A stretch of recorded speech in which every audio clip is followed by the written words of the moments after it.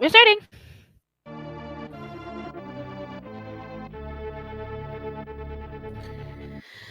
Off we go.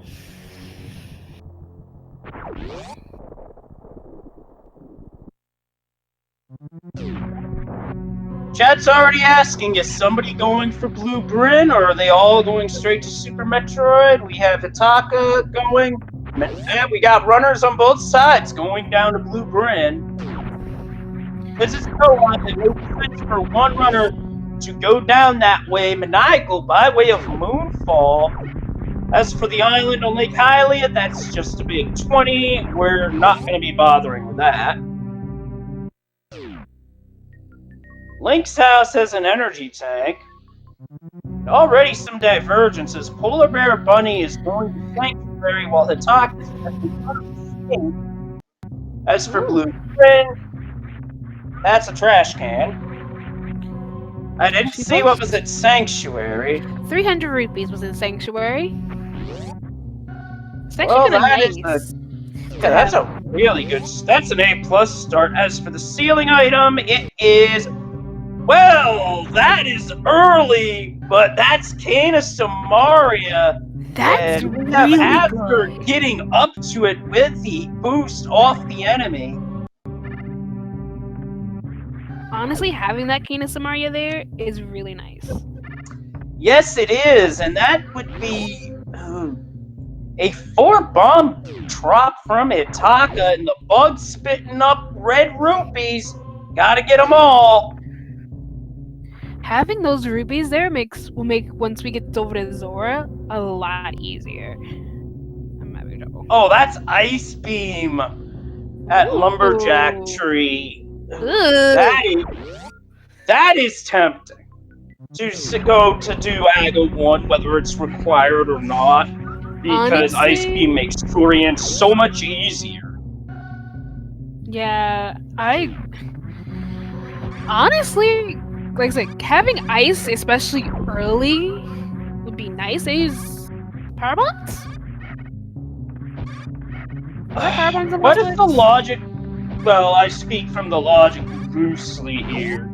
What if that Ice Beam... Well, there's an early lane. What if that Ice Beam is actually needed for something? Like, it could logically be needed to get Kana Samaria, although you can easily bypass that.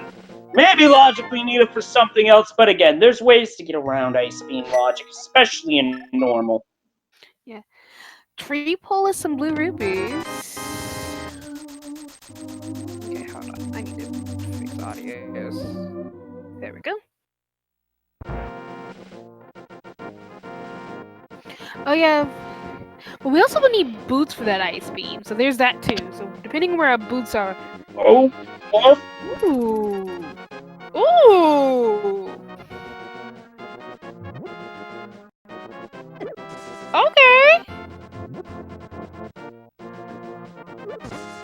That is when Bottle Vendor is definitely worth it, without a doubt.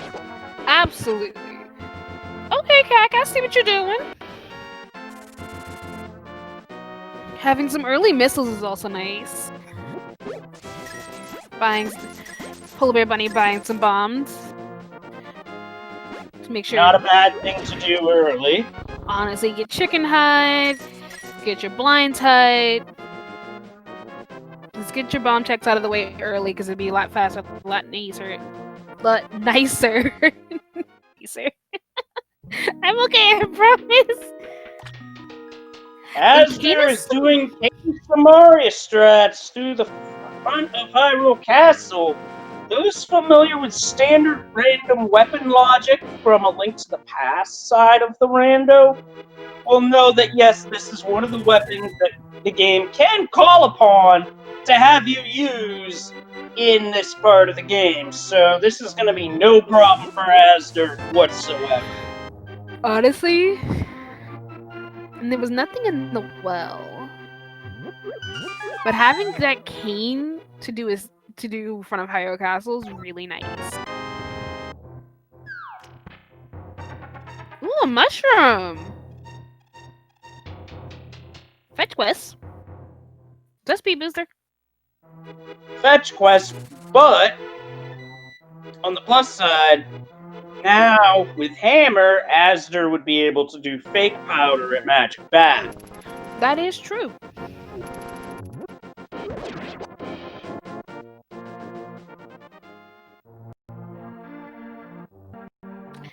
Honestly, fake powdering would be really nice here. Get 2 checks really quickly. Oh yeah, with no magic, you have to use the pod strat there.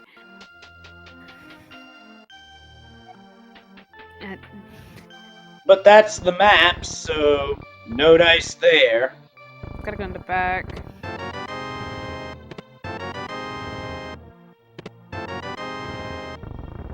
I think Tess is trying to find the SG Live SMZ3 command.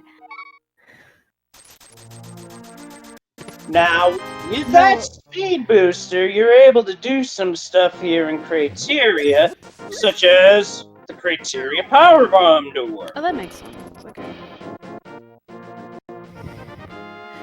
Okay. I know there's a auto map check, and we've got a pendant, a crystal at Eastern and Hera. The pendant is at Desert, and our first super missile pack was at Criteria Power Bomb. So that's a good call for Polar Bear Bunny, as that'll enable her to open green doors. Plus, you can never have enough super missiles in Super Metroid. Nope. Also, I didn't get to check what was on library as I was looking down at chat. Did you catch what was on library? I missed it, was watching the Shine Spark.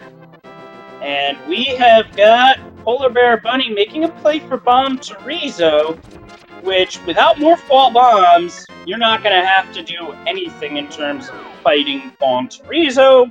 But on the plus side, speaking of a 5-pawn capacity, that's really nice. And green pendants in pod. Oh boy. That's tempting just due to location, because depending on how this seed plays out as Asder gets speed booster, you're not going to be able to keep some runners out of there. Yeah. If they're not in go mode. Honestly, pendant pod almost always has something though. I've seen more seeds where pendant pod has something than not. And green pendant pod gives an extra item, by the way. Yep. Instead of the usual 5, it's now 6. And the heart container there is actually really nice. Indeed. Because that's more health, that's more survivability. You're not sitting there like, oh god. Ooh, excuse me. Yeah, because honestly, 3 heart and Link to the Past can get rough real fast. Yeah. And as the Kachiri pointed out, we'll see one runner from each side definitely do a pendant dungeon. Just to make sure. Talk is trying to do a multi-tap short charge. And it stops short of going through the wall, but with power bombs, that's no big deal. He's actually going in. I would have gone to save. Yeah, okay, he's going in. Okay, he's being smart about it. I was about to say, if he goes in with that low health, he's dead. I was concerned.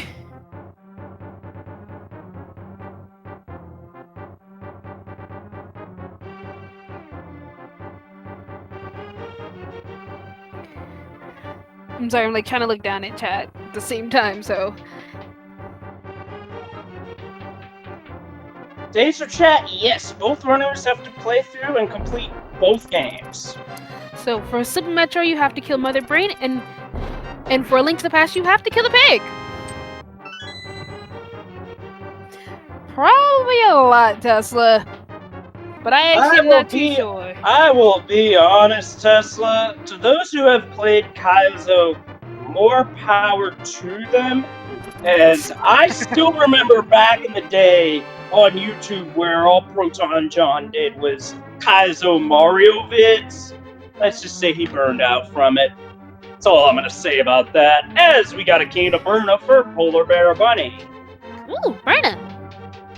Soccer King! But yes, if you're interested in actually playing through the combo randomizer, there that lovely link of Sam is that link. Funny enough, we'll get you the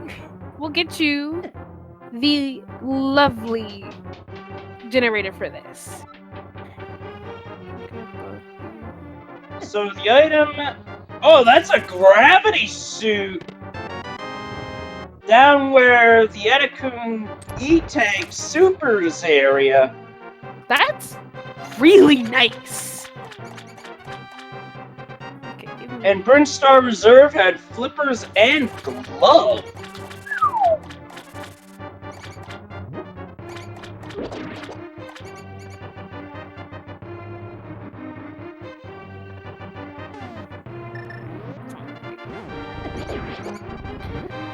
Already good finds early on.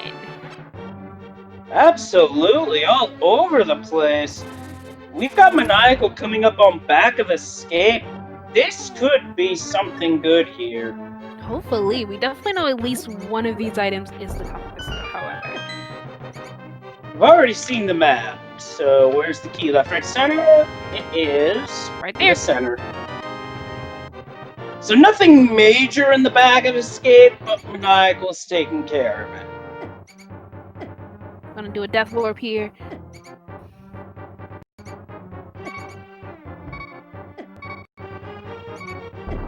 Yep. So sometimes the fastest strategy is a death warp.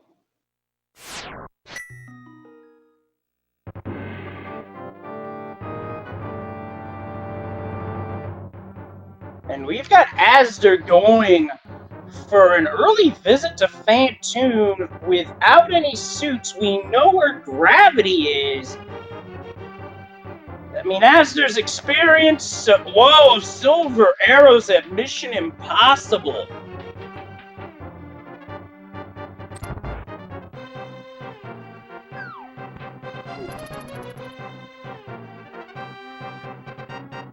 Lots going on. As right now we have Asder making a run at Fantoon. Get to that in a moment. As it appears, charge beams of 5 bomb capacity. Now, Polar Bear Bunny is not going for Waterway E-Tank, and the reason being for that is only one power bomb. He's also setting up the Spore Spawn. Skip gets it first shot. So now here's where Fantoon could be tough without a suit. Without a suit, those fireballs do 40 damage. Sunrise Surprise, which even with Varia would be lethal at this level of energy, does 640. Oh yeah, no, that's just bad.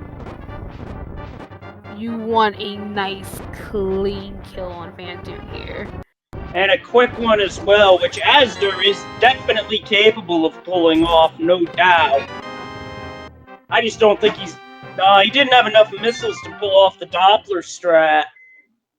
Oh wait, he is 8. I misread that as a 0. It's a lot. It's also a little harder with how the tiny the text is a little bit there. Plus, how many missiles drop in this fight?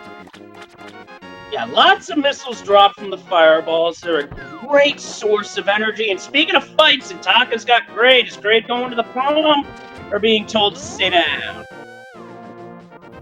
Grade is being sat down as Asder takes out Fantoon. So we got 2 boss kills on each side around the same time. That's honestly really nice. So what did Kraid have? 3 bombs. Ugh, just some blueberries. What was it? Wave Gate. I see Polar Bear Bunny hit the Wave Gate glitch. I did not see. But I see the mushrooms 300 rupees. Hmm.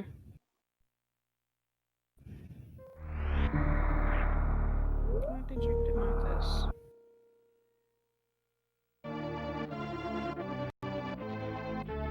The Kraid missiles that you need power bombs to get to, just a big 20.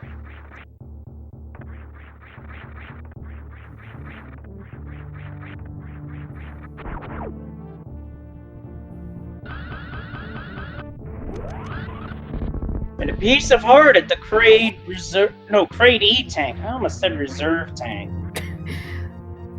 Those are not the same thing. Yeah, I know. Oopsie.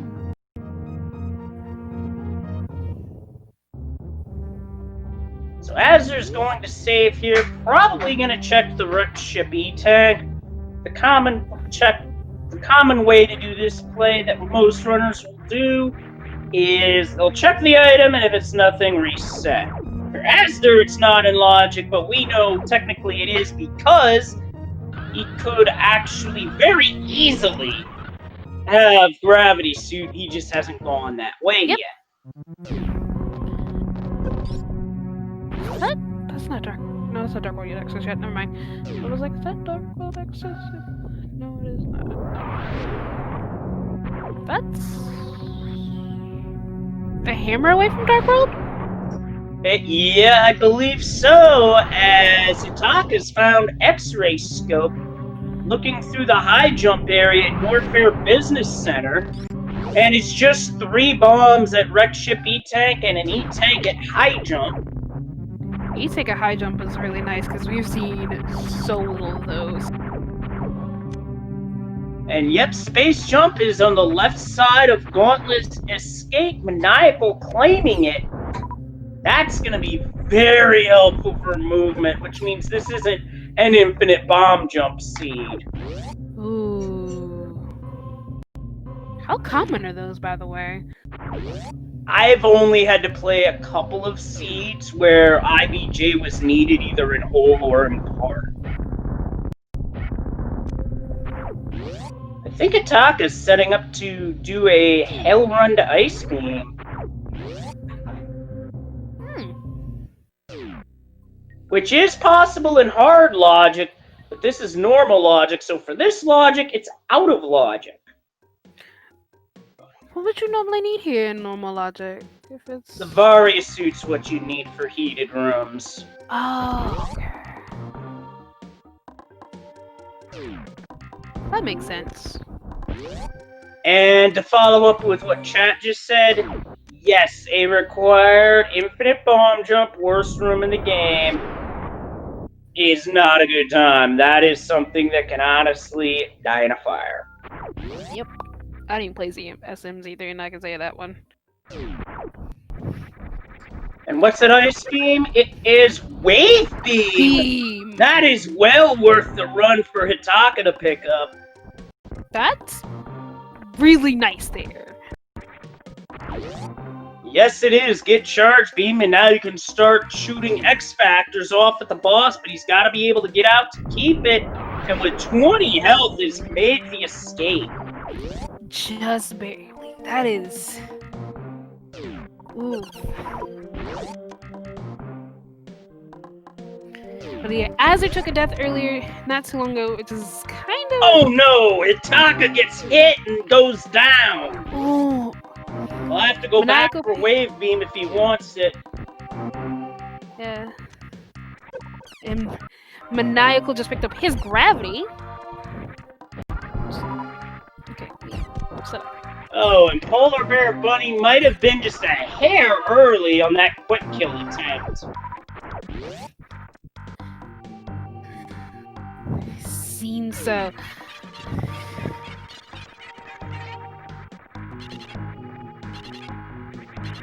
But luckily... Luckily, Craze is not too bad, even if you do miss the... Ooh, excuse me. Ow. Even if you do miss the quick kill. Yeah, well, missing quick kill... Well, you'd be surprised at how hard the quick kill timing is to get. True. Because I think I've only gotten the setup for it once, but my controller ate the input on the last shot. Ooh. There was a loud groan from that. Oh man just has $20. Yeah, these farms aren't helping. I'm not sure what the percentage is for power bombs from this spawn point, but it's not looking good. I don't think it's a very good spawn. Like, it's one of your better spawns right now, but... Yeah, the percentage is like what? You can count on one hand or something? Barely. But silver arrows were found, which is actually really nice for when we have to go kill Ganon, and for bosses. Absolutely, because silver arrows may turn a number of the bosses in Link to the Past rather, and they turn them into a joke. Case in point, Vitreous. Oh yeah, Vidi.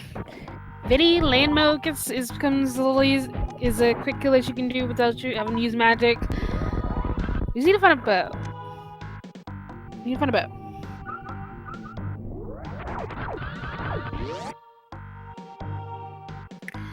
Once we find a bow, that'll make that easier. Polar Bunny picked up another E-tank there, as there is having trouble with the farm still.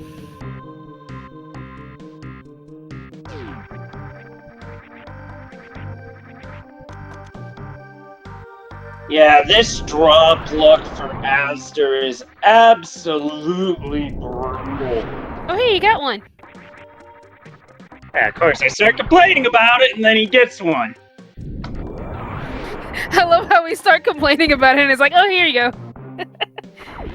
Either the game hurt us, or it hurt Asder. I'm not sure which. Just a heart container there that Polar Bunny's gonna leave. I'm a little surprised she's gonna leave that, but at the same time, I don't blame her there. We're finally getting South Shore checks, by the way. Oh yeah. There's a lot of runners when they in Randomizer, when they get Morph Ball, if they get it early, South Shore generally gets skipped and they go straight to Super Metroid.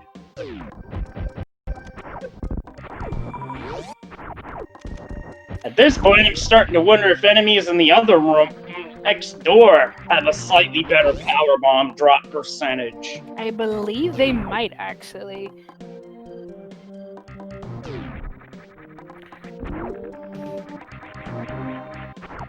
Well, he's up to 2. Hey!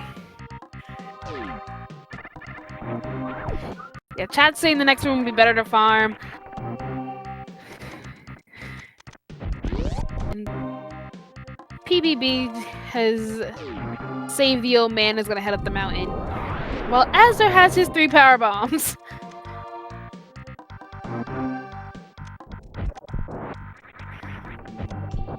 And Nazar's gonna shine Spark over to Bowling, which looks really cool, I might add.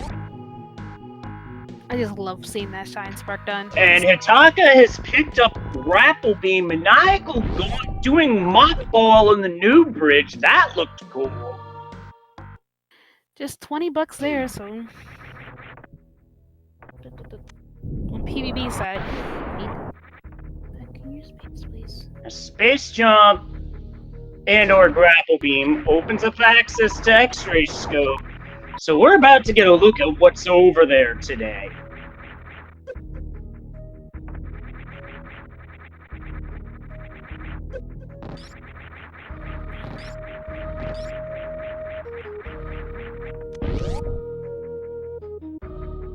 Our tracker, Professor Renderer, is bringing back flashbacks to, oh, there's the ice rod. Because when I was growing up, I watched PBA bowling as my mom had it on, and let's just say it sort of stuck with me. And the Various suit for Asda, which is actually really nice. That puts the... Absolutely, the trip over to Wreck Ship Reserve paying massive dividends as we have accounted for both suits, and oh look, a sword at gravity. Wreck Ship having goods.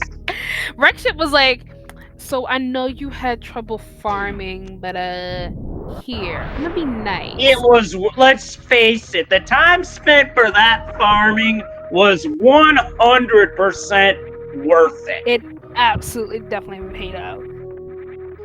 those 3 bombs you needed paid out for 3 really great items. You got Varia, you got a sword, and you got Ice Rod. It was like, here, I'm going to be graceful to you. Like you said, we have both suits across our runners. We're hammered from Dark World and Link's Pass, or another glove. I just realized something with Pearl. knowing where everything is in Super Metroid. Between knowing where Vari is, knowing where gravity is, as well as space jump, we basically have access to the whole kit and caboodle outside of having enough ammo for Ridley. Yeah. I was like confused. I was like, is PvP having a little trouble with Yep, going for mainstream missiles, which today is a power bomb pack. That's gonna be helpful. That's actually kind of nice to have there.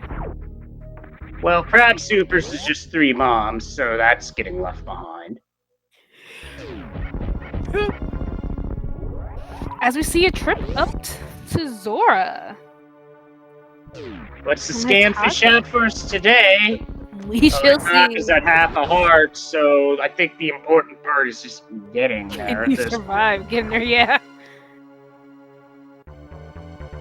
That is a scary, scary walk on half a heart. Haven't done it once myself. I didn't like it. Missiles over at Mama Turtle E-Tank. I did not see what was there, but Polar Bear Bunny is not bothering. Oof, only a red ruby on Scamfish today.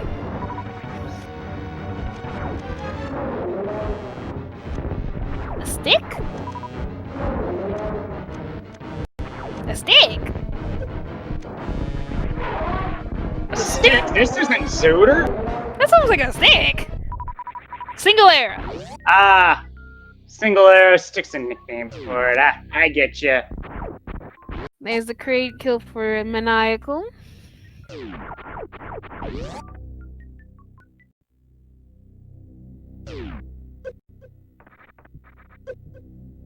A tree. Ataka's setting up to go for Space Jump collection.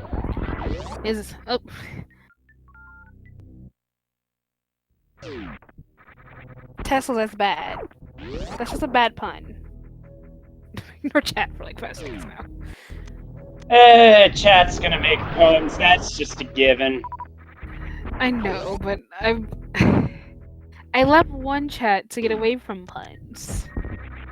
I should probably be thankful that the pun master is not here. Actually, never mind. And now Asder has both suits. That's really good for that scene. Oh, a bottle! He already knows that what's up at the Edekun's power bombs isn't worth it, so he's just gonna leave the area. Honestly, having that bottle is really nice, because that's sick, kid. Yes, it is, as well as whatever other potions you may need. Potions. Or fairies! Potions and fairies. God, potions and fairies. They save your life more than you realize. As they're picking up his flippers and power glove, I'm now very curious on where our mitts, a hammer, and our pearl are. With how much of Super Metroid is open, it's starting to look like Super Metroid's gonna get full cleared before we even have Dark World access. Could you imagine?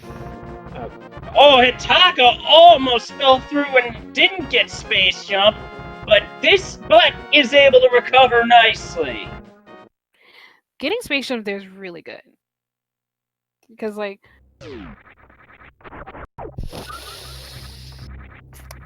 God dang it. I set up for that pun and I know it.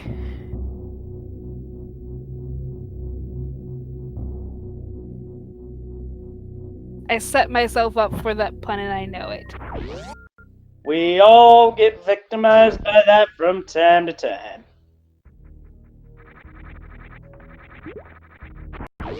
We've got Polar Bear Bunny going for a farm here, which is a good strategy because it takes 10 supers, I believe, to take down Botwoon, and you want to be sure you hit all 10 when you only have 10.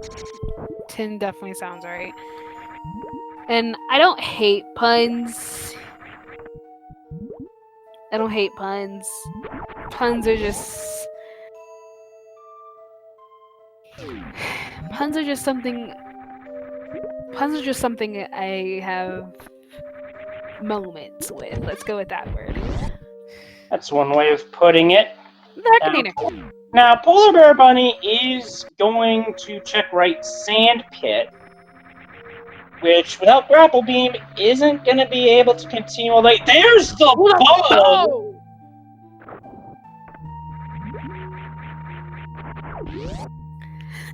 So now we have that accounted for. Right Sand Pit. That allows us to finish Eastern Palace. Because we know where silvers are. Oh man. So, question is, since we now know where the bow is and we know where the silvers are, while Polar Bunny does not know where silvers are exactly, we as chat and commentators do. Would you go get your silvers first here? Would you go continue your still continue to look through Super Metroid here once you get that bow, or no? Good question. I say it depends on the situation. As let's see what's left.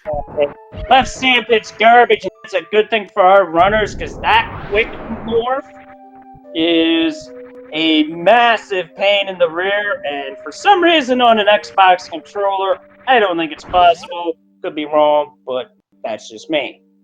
Silvers would be, I believe we saw those Mission Impossible, yeah. Astor hasn't been that way, Polar Bear Bunny hasn't been that way, so that team is completely unaware. Yeah, Maniacal right now is the only one who has those, which is why I'm wondering, because since Astor's the one in Link to the Past right now, who do you have continue? Are you going to have Polar Bear Bunny stay in SM? Clear out most of this seed on this side as much as you can, since you can do so much. Yes, the runners can use Silverless, but sometimes it's better to take advantage of what a seed gives you, and if a seed's going to give you silvers, take them. Honestly. Especially since we found silvers early. Like, the fact that we found silvers super early is why I'm just like, do you go get those? 100 rupees at the post-Botwoon tank. Now, we don't have high jump, so we're not going to see a full halfie, unfortunately, but we are going to see some farming. Don't blame this farm here.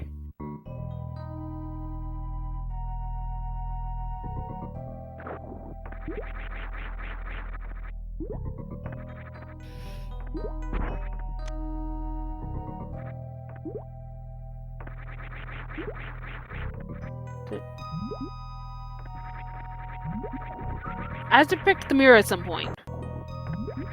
I did not see where at all. I didn't either. That's why I'm just like, wait a minute. Chat?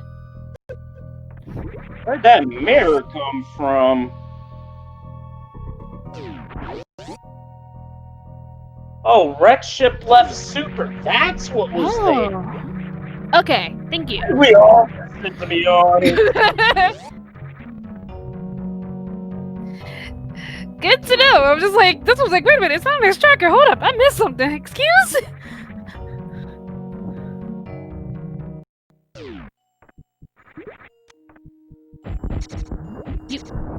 You have bombs.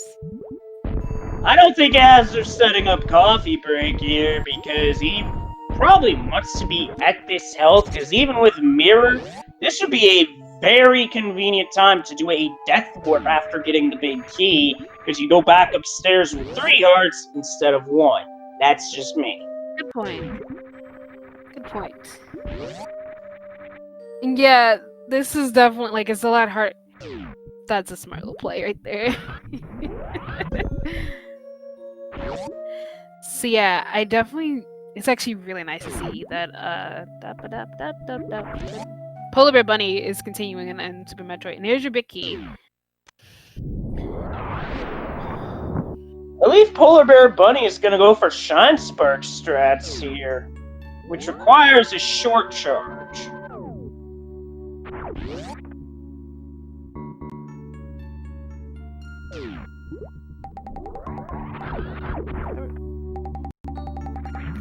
I'm gonna ignore chat because I'm trying. If I try to figure out that pun joke thing, I'm yes, gonna be Echo Love. That's an interesting note from the movement of the mini Dragons at the start of this fight, as one of them spells out Taiko Love. Huh. I did not know that. Yeah, a little interesting bit of trivia I picked up on. Neat thing there's actually really nice in Hera's boss key chest. And down goes Dragon. We've got Battered Fish. And Moldorm's gonna go after him. He's gonna be right after. Because that's where Azur's about to head down into. Head up into. Directions. Super Missiles. Nice pickup. 1 heart Moldorm fight with Fighter Sword? Well, we'll see how it goes.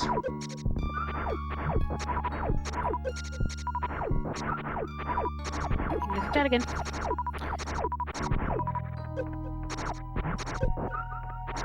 And down goes Moldorm. Moldorm has map. Or something. Now that is a tough wall jump that Polar Bear Bunny just did.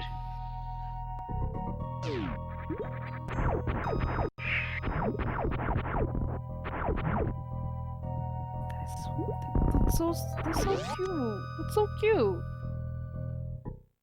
Yeah, that's quite wholesome. As we got a Batoon on Maniacal side.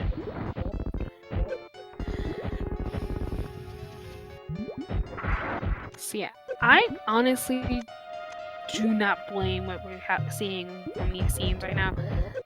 Having, especially with Azure and Polar Bear Bunny side, where you have them pretty much in 2 different games clearing checks as they can. Gets more checks cleared out.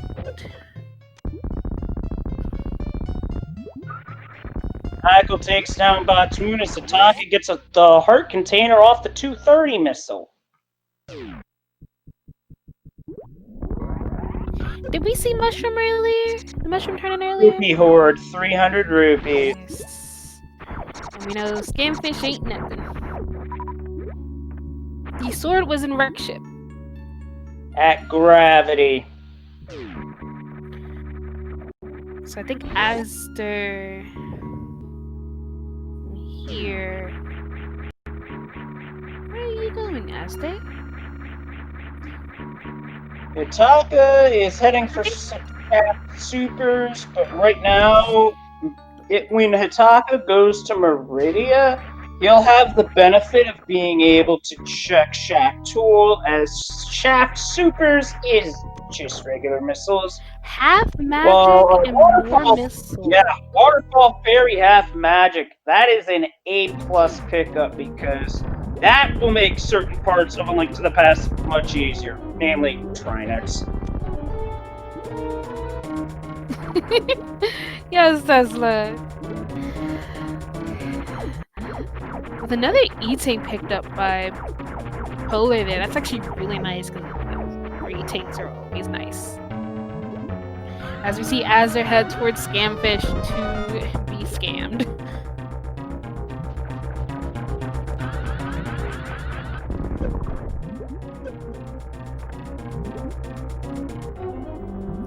I thought that was if you died in Majora's Mask, you wake up in the back of a wagon.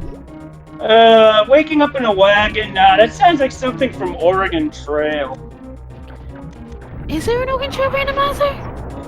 Not to my knowing.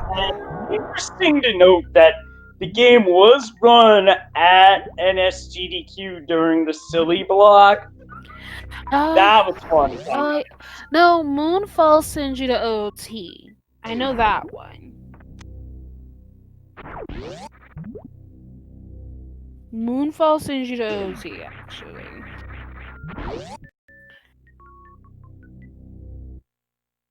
Astor's return to Super Metroid. He's gonna wall jump up to this. Now, there is no way that this wall jump is in logic due to how difficult the positioning is. Not for normal logic, especially, right? Definitely not. I don't even think it's in hard logic. Oh yeah, and chat's reminding that the random events of Oregon Trail does make it a randomizer in a way. Yes. That is true. Especially on Apple II, which I'm old enough to remember it being in the classroom at school on the Apple II. Yeah, I was like, I feel hard logic has the wall jumps, but I'm also not too sure myself. But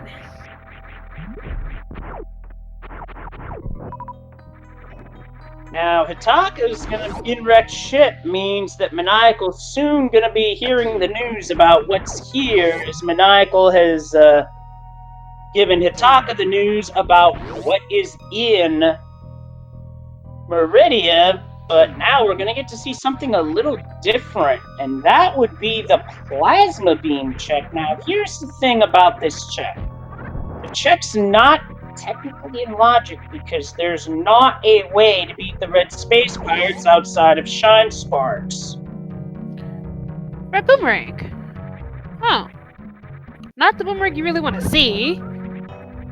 It's faster, but if you miss, it lags. God, does it lag. And now Hitaka taking on Phantom. It's just missiles, so that's a reset for Maniacal. So that's good to at least know over there. Get over there.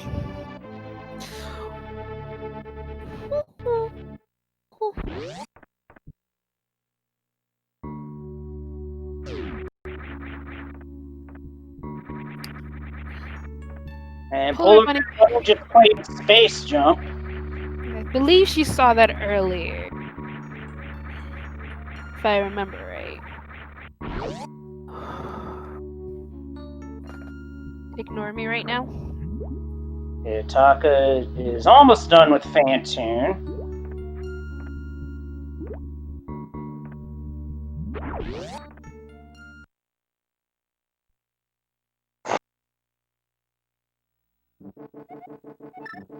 Now Azur's going for what he doesn't realize it, but this would have been a good route to go to Crocomire.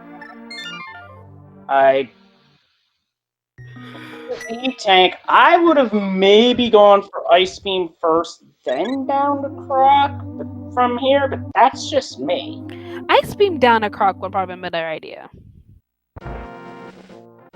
But... And Hitaka takes out Phantoon. Woo!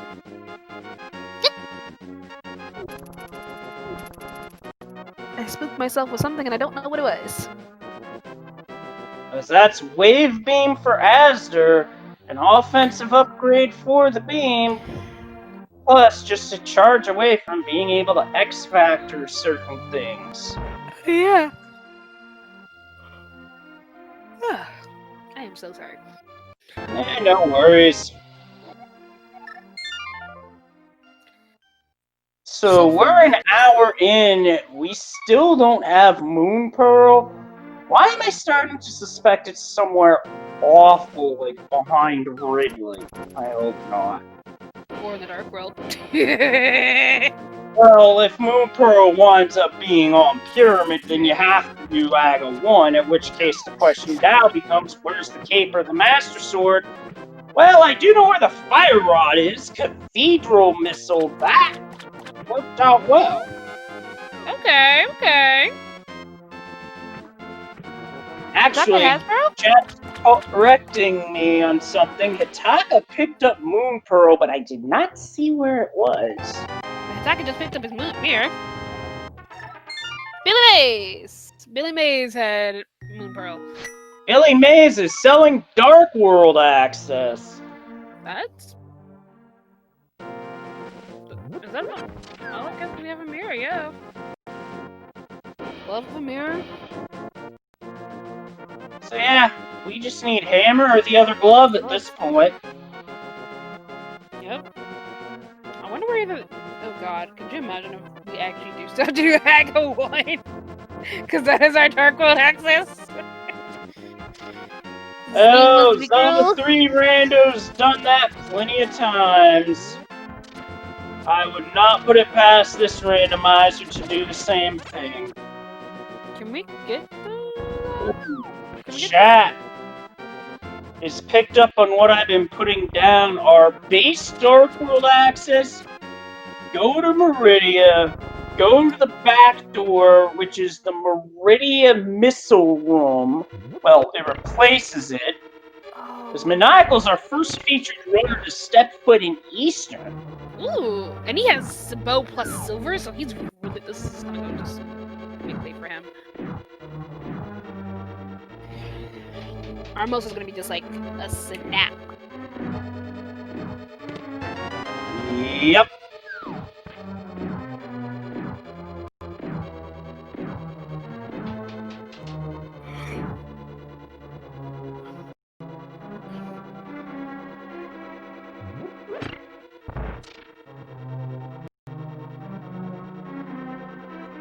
Now, unfortunately, without hookshot, you have to go the intended way to this next check. But that's okay. It's only a few seconds lost, as Polar Bear Bunny now has Mirror. It's more missiles in Eastern. Eastern, the Palace of Missiles. Missiles!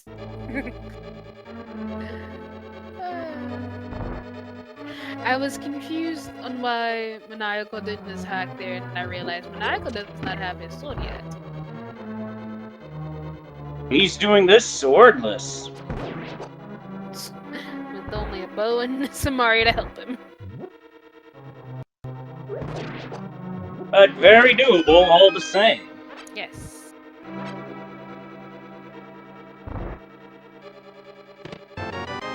Here's our big key. That's a good place for that. Now is the final item in the big chest. That would be the ideal setup.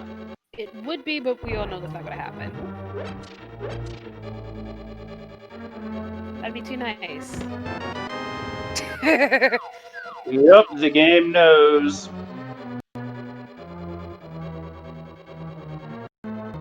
Game is just like, no, we can't have you be this too easy. Asder is making the move for Lower Norfair, which does allow for very obscure backdoor access to Desert Palace. And by doing so, Desert would be full clearable. That is very true.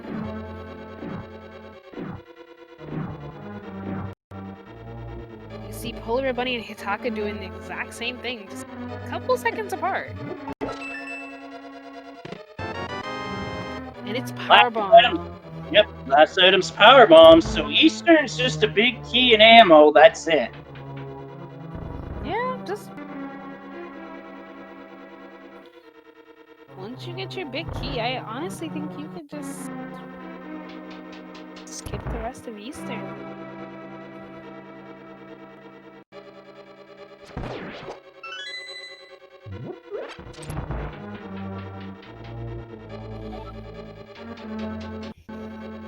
Hitaka's getting his ice rod. And missiles at Showcase Showdown, while Hitaka is very astute. What is at the GT Super missiles that doesn't help for this fight, which Asder is going to take on Anyway, this is crazy. Very.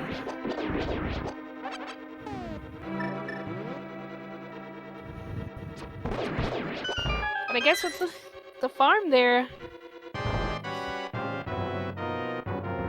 you could easily do.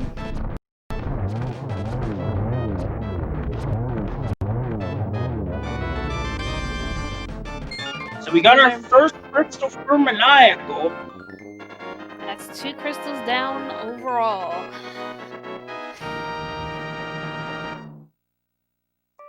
Curious as to why Asder didn't go for Green Gate Glitch the other way.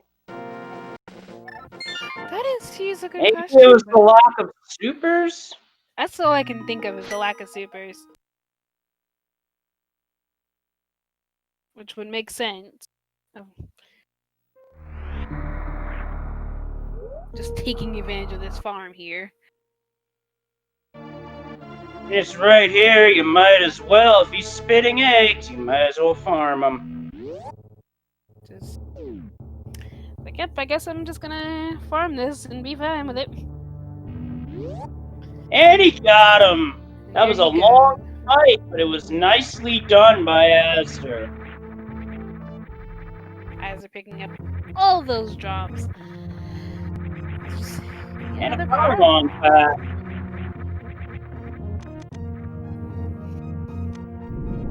Now, believe it or not, Asder's ammo max is barely enough to beat Ridley, but he can only miss with 4 missiles or a total of 2 powerbomb blasts, and he has to get 9 out of 10 double hits on the power bombs. Let's see, what's checkerboard?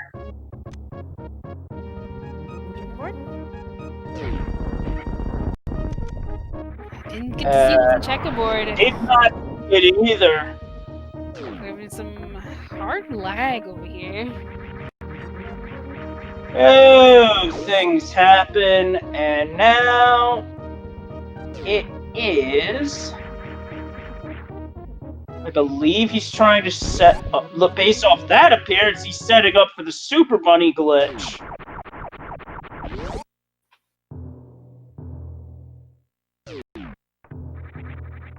Yeah. Having some issues on both sides for that team.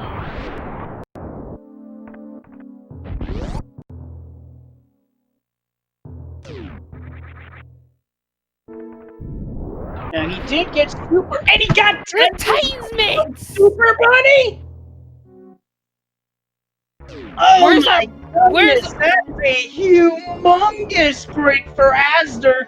As Cold Bear Bunny's about to find where Moon Pearl is!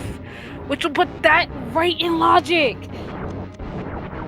The Galaxy Brain plays by this team, holy smokes! Oh, that's some real good, yeah! That's some real... Oh, that is so good! That's a good space for Titans mix, too! Well, the bad news for Asder is that even though he was able to get into Desert, it is boots locked. Ew. And we have... Yeah, well, it's a boots locked desert, yes. This would be a scenario. Yep, I know exactly what he's doing. He is going to steal a key. As Polar Bear Bunny has picked up the Moon Pearl.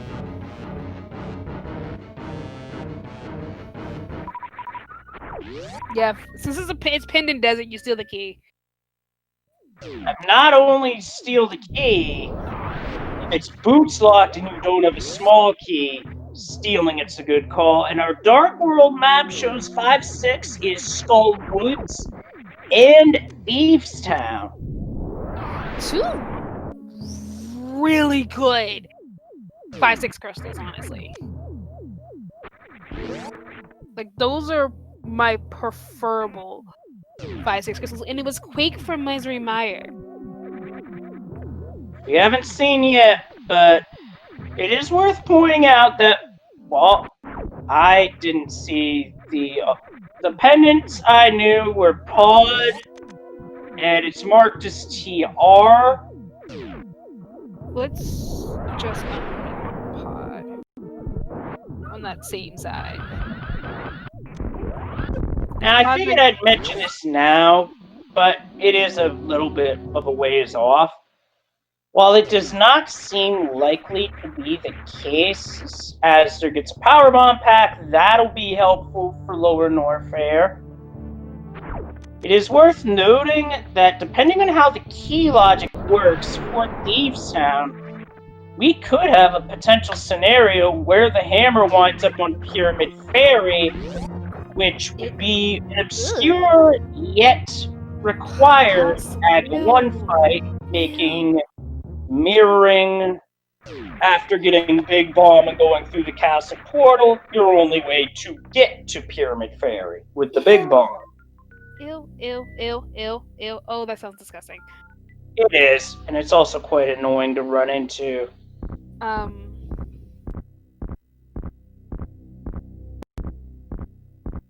I believe. Oh, and Dirty Agina strikes again as Astor picks up the Master Sword. That is not just a Dirty Agina, folks. That's a super Dirty Agina. Agina's in logic. Agina's in logic. Cough, you need to do Agina! I mean, cough. Ooh, yeah, man. Hate to see that, that you might have to do Aghanim over here, huh?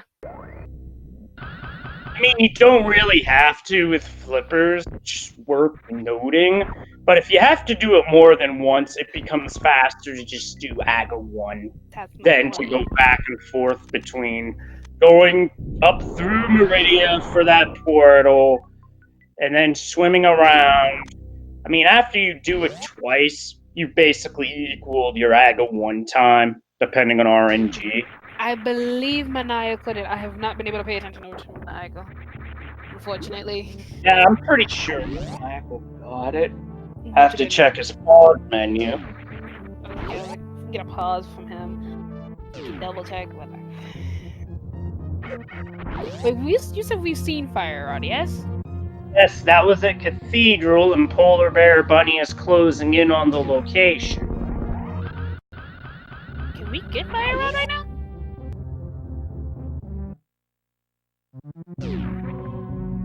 Yeah, Polar Bear Bunny got it. So with Fire Rod, that's... Oh. That's our Skull Woods, but that's not what I was laughing for. Mickey Mouse missile, piece of heart. That's a Probably not worth going out of your way for if you can help it. The missile? Piece of heart at Mickey Mouse missile. Oh, yeah, Meanwhile, definitely don't go we've got Astor climbing Amphitheater and Screw attack at Crocomire. That would be something that I'm pretty sure Astor would have liked to have had for Lower Norfair, but his teammate hasn't gone that way, and Hitaka has. Yeah, no, you want to go back to get that. Like, we have to do Crocomire anyways. But like having that screw attack, just is what you need.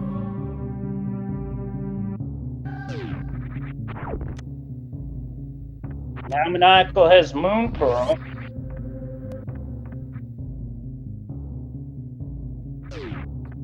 And this is interesting. Astor is leaving Lower Norfair, opting to save Ridley for later, considering... there's our Misery Mire access. Lower Norfair required, because there's the flute. So if Astor opts to leave, it won't be as costly as he'll be able to just get back here relatively easily. Yeah, honestly. It's still a time loss, don't get me wrong, but the flute is still something helpful to have. Flute is honestly one of your best movement items from the past. especially since we don't have boots. You want flu. Oh, my head hurts. I'm fine, chat. Don't worry too much. I'm thinking it's just the fact that I have my hair braided yesterday and I've just been like putting pressure on them. We got a missile back up in Indiana Jones missile. What about grapple beam? That speed booster jump is a lot of fun to do, by the way. I would imagine. Piece of heart. So outside of Quake Medallion and Screw Attack, that was it for what was needed over in the Crocomire area. Azur's not leaving. I got you baited. So we don't get out of here. Okay. God, I'm having issues. Apparently. There's the. Oh my goodness, that is an awful place for the hammer. Oh, That is no. not our shape today. That is the hammer of Rando being shameful. Oh, that's just Who has hammer? Oh, ugh. That's a. So, correct me if I'm wrong, chat, but I do believe we are just a hook away from go mode. Hook? Hook shot. Yeah! We are just a hook. I was looking, I was like, yeah, no, we're just a hook shot away. I was looking at what we had, I was like, we don't need the other medallion. And if my memory serves me right, Everyone was defeated, rule, and Hammer was in the shameful location of Power Bombs of Shame.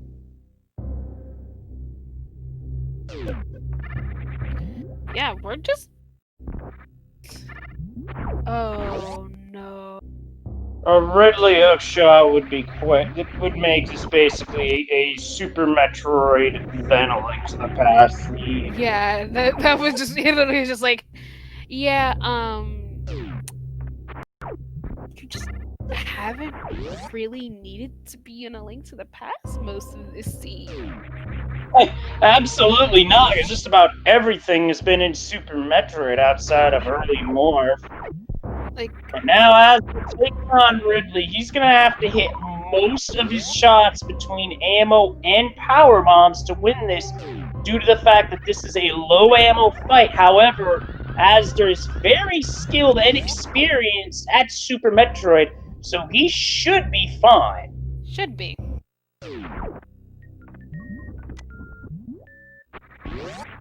Yeah, and Asder has definitely just been farming. Like, this seat has been a farm fest for poor Asder. But we'll see.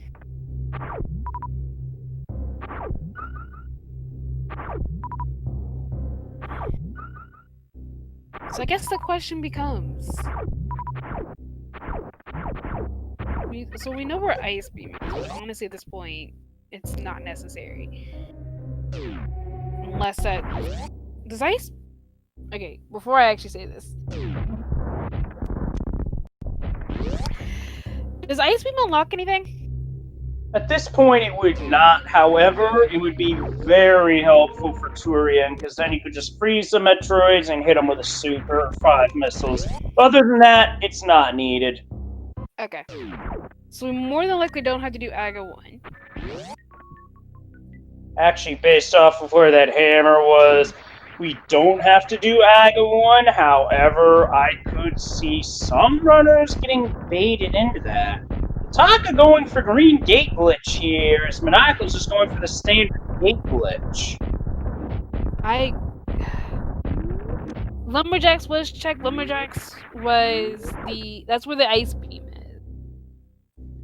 And Asder has taken down Ridley in a fairly low ammo fight. Very nicely done. Look at you go, Asda. And Ridley was just guarding a big 20. Of course he was. Of course he was.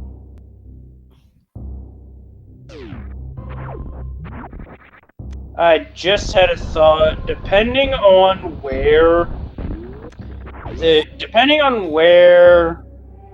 Hookshot winds up, you know, it could be in one of those pendant dungeons. It could be vanilla. It could be on pedestal. We're not going to have pedestal in play unless boots get found, however. So we're still away. Boots and potentially a medallion. Yeah, but the medallion can't be on pedal or the boots. Only thing that can be there is the hook. So I'm wondering now, where is our hook? Yeah, it's almost all of... Yeah, it's almost all of LTTP left other than what behind Argus, as well as first chest of Hookshot kit, but that one's locked by boots. This Maniacal gets screw attack. Which his partner already had. I was like, what? I was like, with how much you can do in A Link to the Past now, with the only really missing your Hookshot. Can't get into Mire because you don't have boots, even with Quake.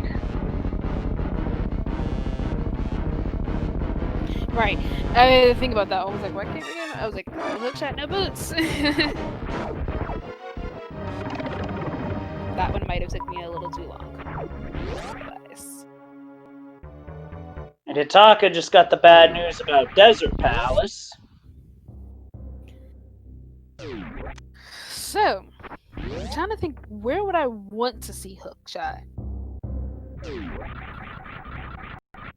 Not well, I guess we might as well ask chat, where do you think the Hookshot is? Because that's basically our go mode. Really? This is just such a Super Metroid heavy. It's like, yeah, you need items? Yeah, Super Metroid. Have fun. After intentionally damaging down to set up for a crystal flash.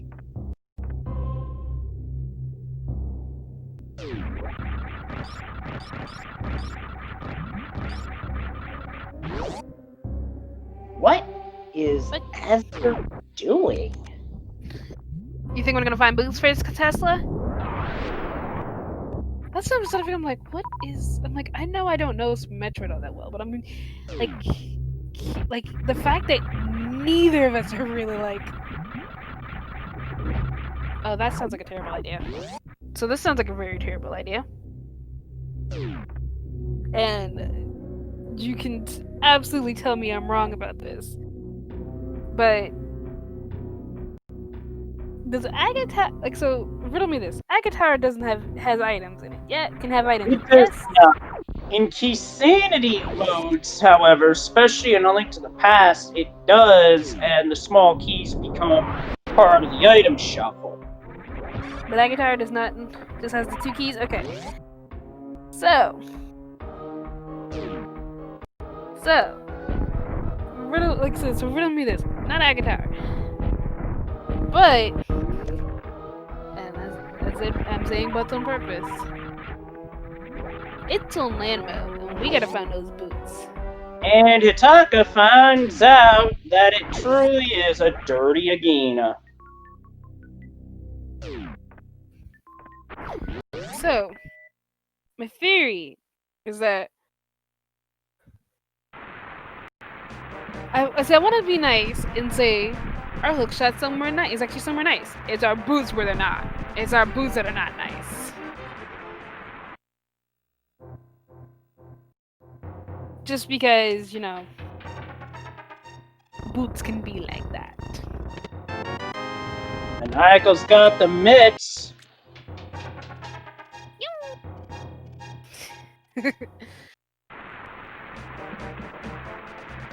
as Polar Bear Bunny is doing her Ridley fight.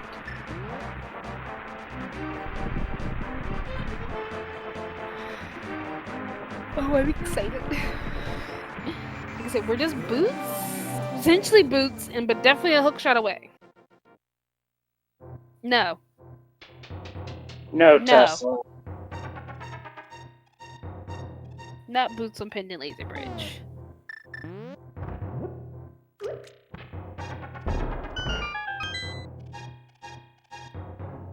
And right as Polar Bear Bunny runs out of ammo, it's just enough to take down Ridley. That was a close one. I was It's actually worth worried. noting that Ridley does not have any drops whatsoever, so if you run out of ammo and Ridley's not at 0 HP, you've soft locked. Ew.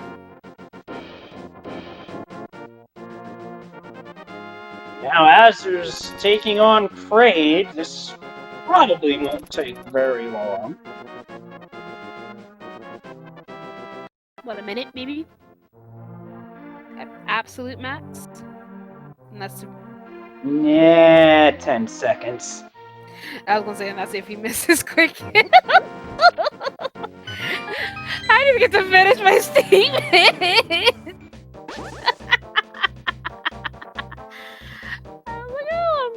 I'll be terrible. Say a minute back. So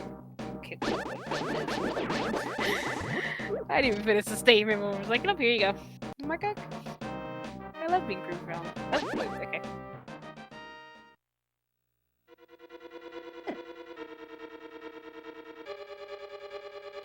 I didn't read Pixel Dust there for the first time. I read Maniacal found Tempered Sword in Skull Woods. That makes it a little nicer. Yeah, that'll make taking on the bosses of this game much nicer as Hataka's found the hammer.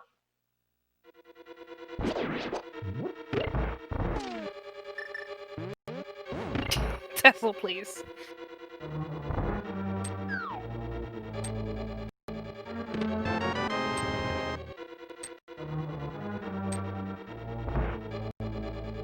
Hataka's doing Shine Spark Echo Strat for the first Gold Pirate, second one Super Missiles.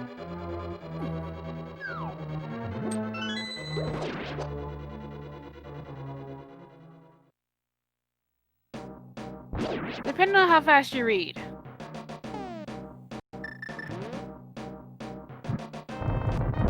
I feel it depends on how fast you read and type. It would definitely take me longer than 10 seconds because I would just misspell 6 words out of that sentence. And it's mostly because I type too fast. Now, Hitaka's taking on Ridley. Out of everybody who's taken on Ridley thus far, Hitaka has the most ammo. It's going to be mostly supers for damage, and then clean up with either power bombs or missiles as he sees fit. And Fire Rod turned out to be at Cathedral.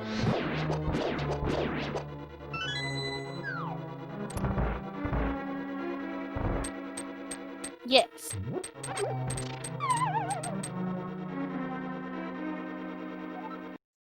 Now for lovely lava. the game, Mothula. Hi, Moth. No one likes you, Moth. The Cathedral would be the second lava room in Norfair, Upper Norfair.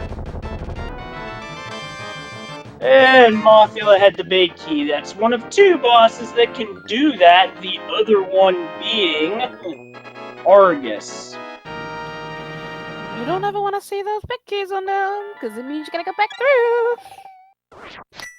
And you don't like going back through. Luckily, with the big key on Moth, it makes it a little easier. Moth's big key is a little easier to get. Goldwood's big key is a little easier to get back. Big chest is a little easier to get back to. Well, my first Hundo run that came 1 item short, the item I forgot as a kid was Crumble Tower. So, yeah, that's one easy to forget. The other one's Crumble Tower.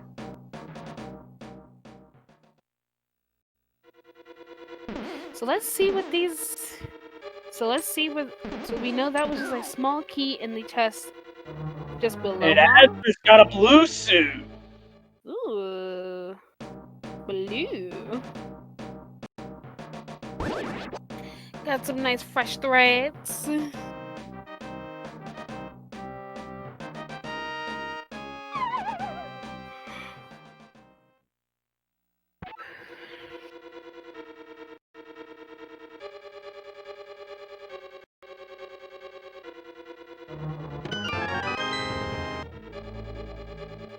Yeah, Azur's skill levels at Super Metroid are insane.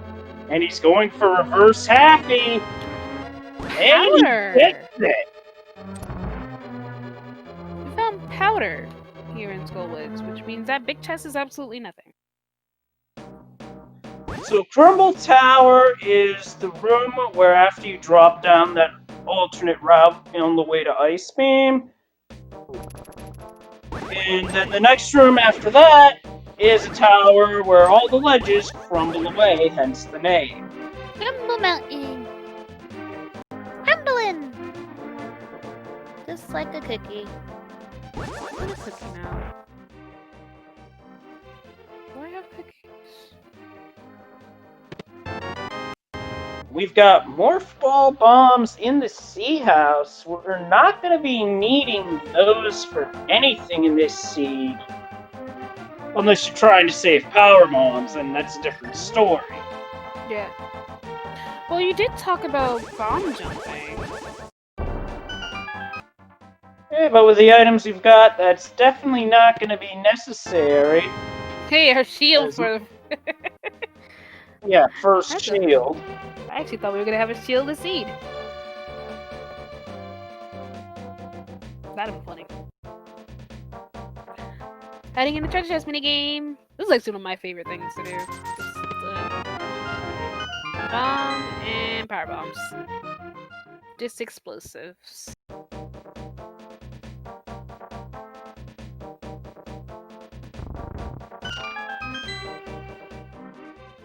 Let's go, Tally! We're following the Crumble Mountain! Now this is interesting. Maniacal's heading into Thieves Town without Hammer. Now there is a chance that an item's going to be locked away in the big chest by the hammer. Hataka has that, Maniacal does not. I'm wondering if we'll see it from Polar Bear Bunny.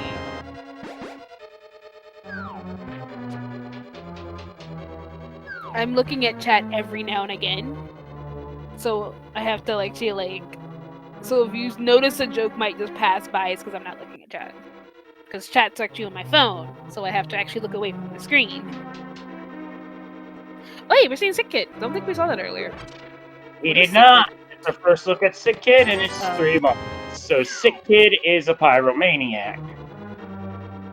I was about to be like, the Sick Kid have our hook shot. The Sick Kid been holding back this seed this entire time because we have not been back over here. And no, Sick Kid was not too nice to me.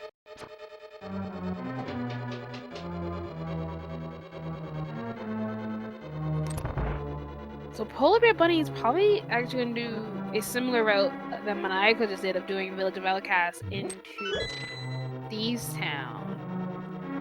Meanwhile, Azur is playing a melody and waking up a duck.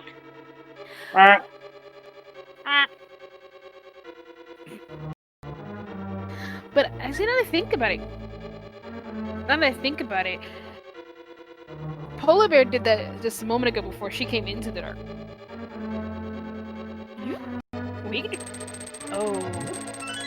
can do a couple different things. So we can do hammer pegs. We can do blacksmith chain.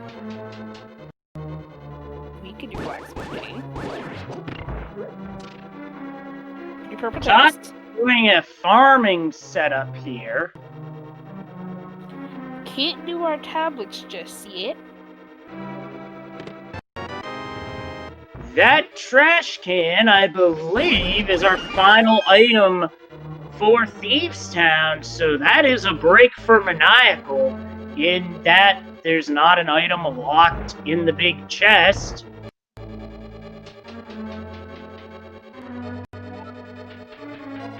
So Maniacal's getting a little bit of help.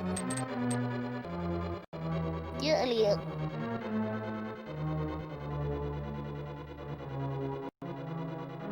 We'll have, but definitely Just say, nothing else. Hitaka, where you going?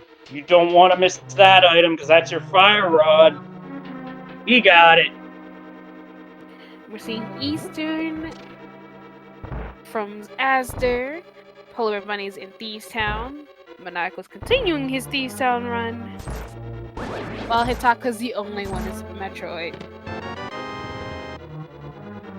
Which I have a feeling after this is going to be a while before we see Super Metroid.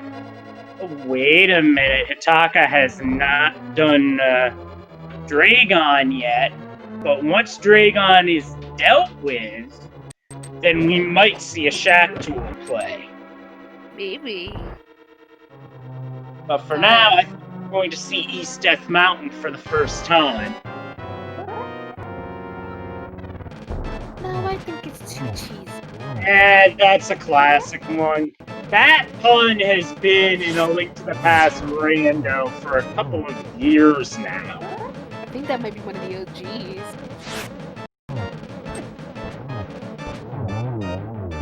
Yes, Blind has jokes. So what does Blind have for us? That means the A map compass, but I'm not sure how good that is considering Blind can't see.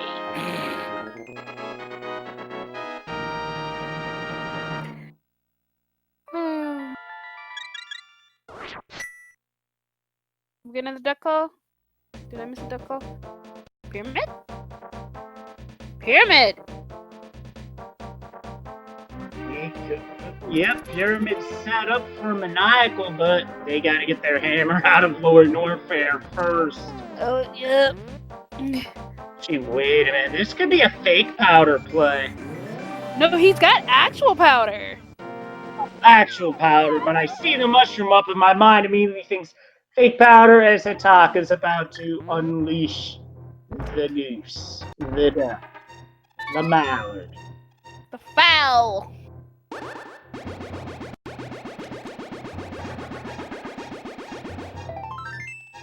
And Just a that's piece of heart on the powder, which ain't useful.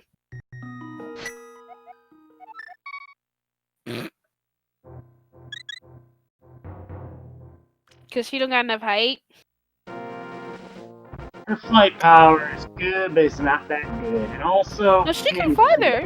She just can't get the height.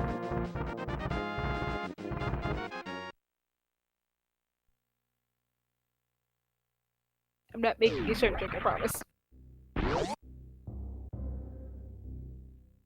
Now that I think about it, Medley. See, your two items in Skullwoods are the Temper Sword and the powder.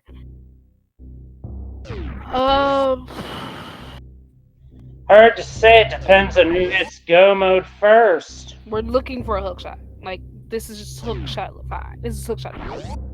While we know that the items in Thieves Town and Eastern in Skullwoods are not it,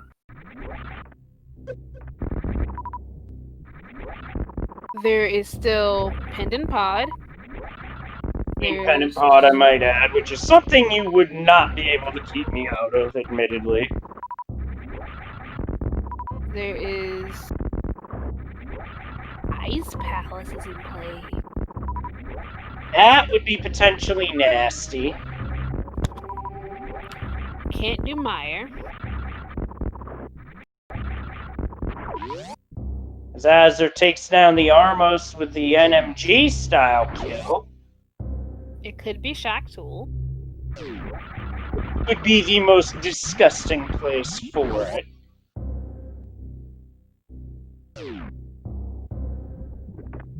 Could be Pendant Turtle Rock, if depending on our medallion for it. Then again, I don't think either Asder nor Polar Bear Bunny have been to Crocomire yet. Nope. Asder doesn't have his Moon Pearl yet?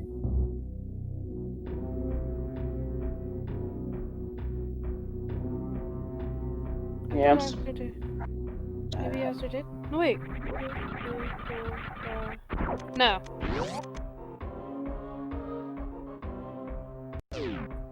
Polar Bear Bunny's taken down blind, while Hitaka is having some trouble with Mothula because between the spikes and Mothula's movement RNG, the fight's just giving him the business. Okay. Gotta go see Billy Mays. Call down, you get a Moon Pearl. I'm wondering. Well, we see Azur's back in Super Metroid now, so Azur might get his Moon Pearl and his Quake here. Maybe. He's getting at least one of them.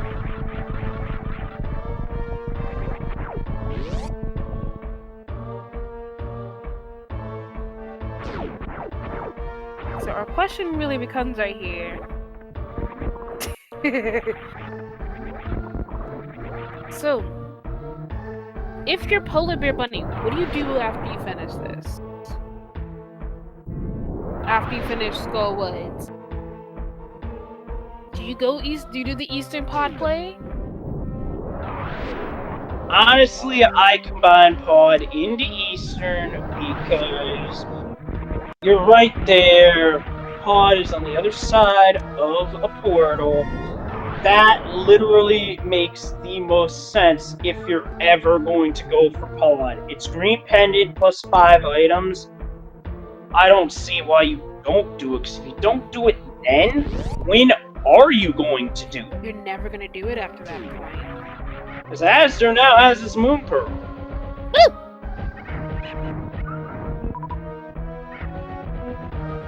Like I said, for here you do. Like I said, I think for Polar Bear Bunny.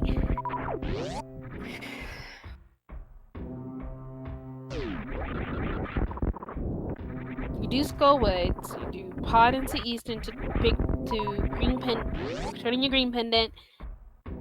Do Hera after that, maybe? Or Ice Palace. Now, Ice Palace would be interesting, because depending on the key layout, the game might logically need Hookshot for part of it, but who knows? When have we ever... Ridley time for Maniacal. Yes! Quake is required because that is Misery Mire. Misery Mire is a crystal. Now, while Turtle Rock is indeed a pendant, there could still be something in there, such as Hookshot, or the book in there leading to Hookshot on one of the tablets. There's certainly a number of possibilities there. That's the one fetch quest that could be like that. The other one could be Shovel the Book, which would just be gross. And Ridley's still pogoing. I think he's still got a couple hundred health left.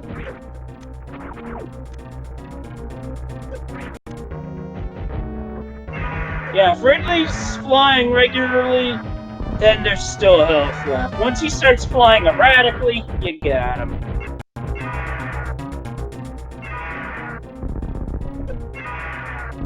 Like that.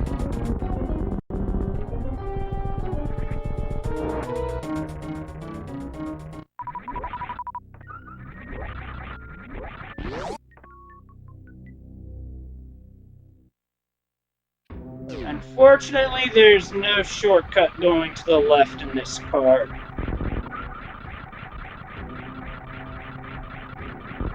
Azure didn't get his Quake, but I think he's gonna go see what, see what's on top of there.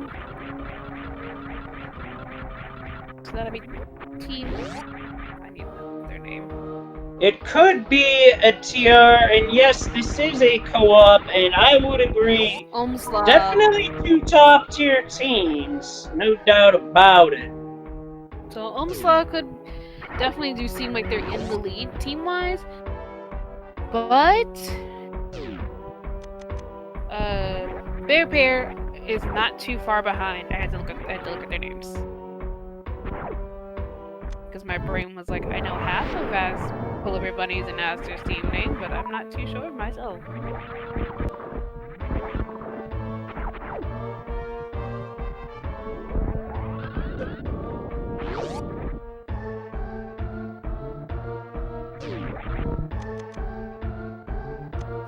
Is Aussie?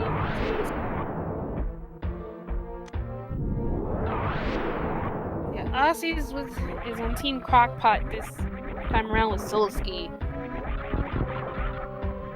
Astor's right now doing Paradox Cave. We haven't seen this yet, so there could be something here. It'd be nice to see something like Charge Beam here, because that would help with the ammo situation. Oh, there's blue mail in a heart container. That's nice. Restoration. Super Missile Phaser Beam. In terms of beams, I'd rather see Plasma, but short of Plasma, Phaser's the second best option. It's not too bad to see Phaser.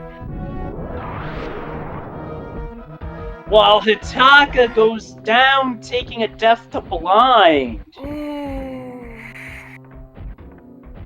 Oh, that's actually not a good place to die. It is not, because now blind sets up already in the top, so you have to go back into the room, and you're starting the fight on a script that you may not be used to as a runner.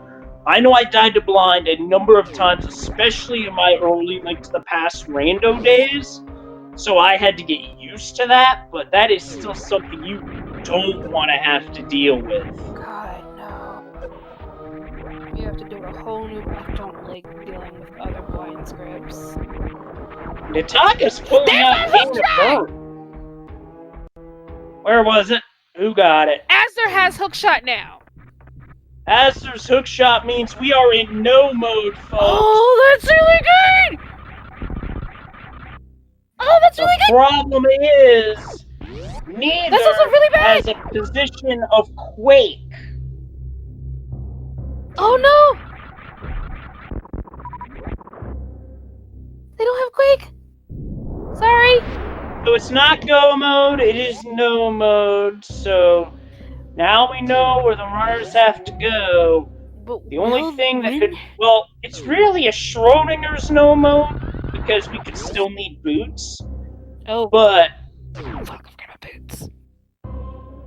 We shall see. As for Turtle Rock, Astor can't enter, and it's a 1 medallion seed, folks. Because it's Quake. I forgot about boots. I think Astor's gonna go for Spike Cave first. Just to make sure, probably, yeah.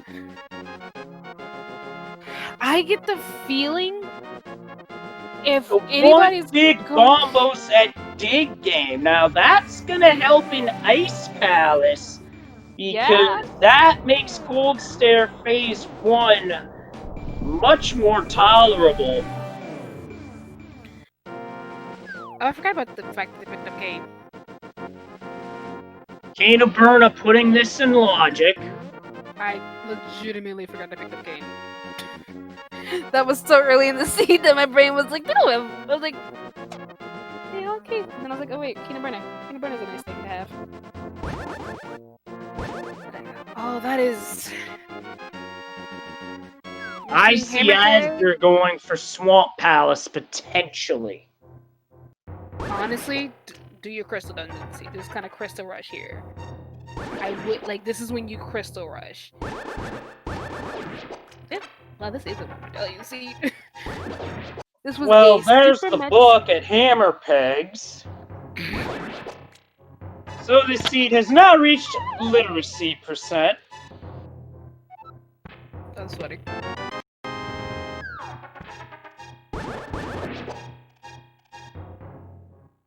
Yeah, I think for Polar Bunny and Astor, you Crystal Rush as best you can. Right now, Mononical's in Paradox Cave. And the Dark World side of that is going to lead his team to go mode. Yeah. Because it's in lower paradox, which I believe we normally call Super Bunny. I believe that's Super Bunny.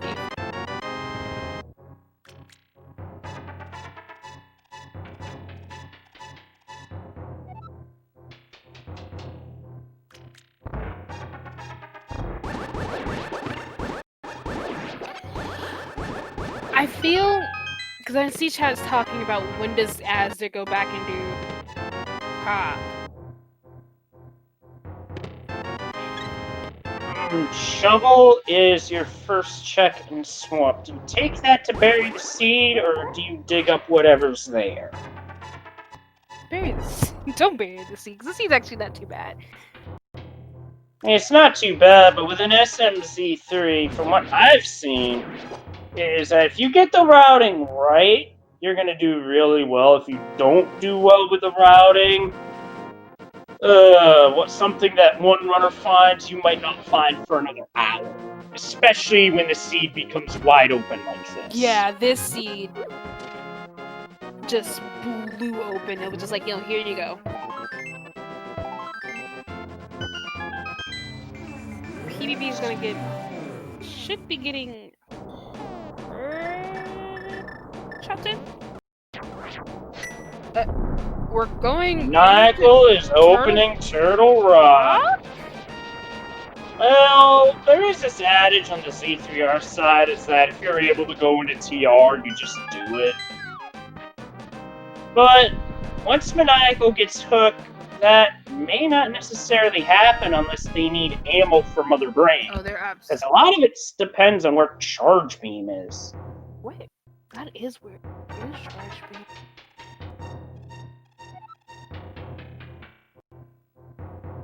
It's a tablet, maybe? Maniacal with the hook, short of ammo in go mode at 137.15. And we're about to see a diver down from Asder. And Polar Bear Bunny has her hook shot, so... I could say... who gets... goes where first? She's going to pick up potions. Don't blame her here, honestly. I mean, yes, she's got quite a bit of health, but it's more for the magic than anything else, honestly. Because she doesn't have half magic. Well, her partner does.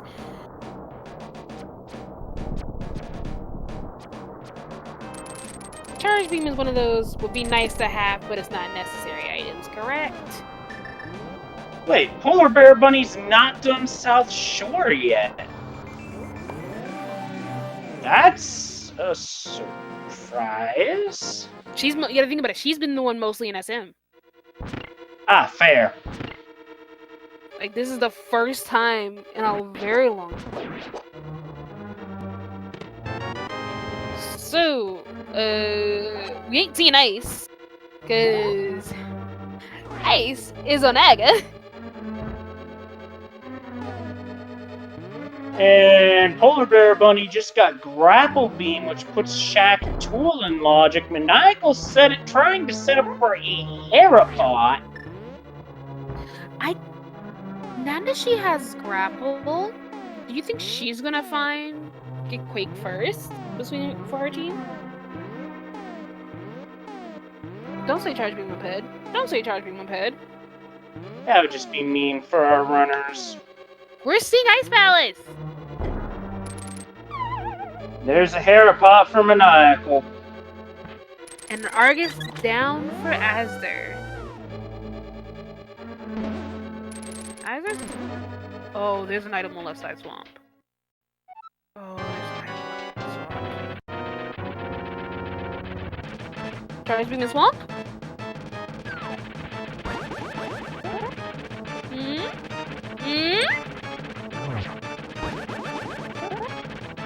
Charge Beam in swamp? That would be interesting, but we shall see. I'm kind of hoping it's more on the way, since we know they're not getting Ice Beam. It is chat's job to think of the worst possibilities, but it's also... Jeez, chat! Oh, this is a bad time. Oh, this is a bad time. Bad time! I promise I'm making sense in this case. Somebody. Yeah. And on Polar Bear Bunny's side, we are about to see Icebreaker. This is a relatively new-ish clip that was found within the past few months. And one I still haven't had time to learn.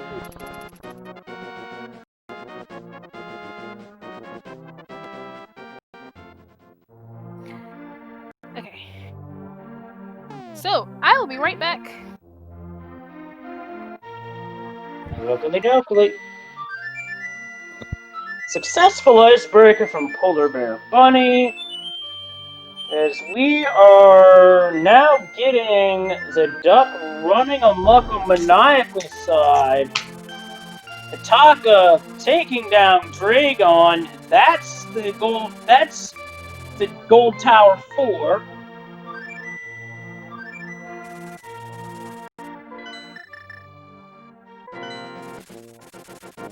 There's the big key of Ice Palace. With left side swamp having our boots in the big chest. So Asder now has the footwear to go fast.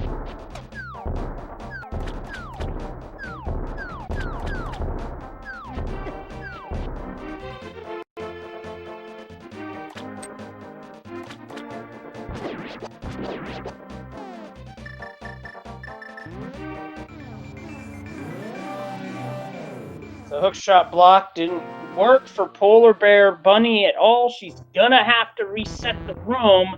Nope, she's just abandoning it and dropping down. Interesting.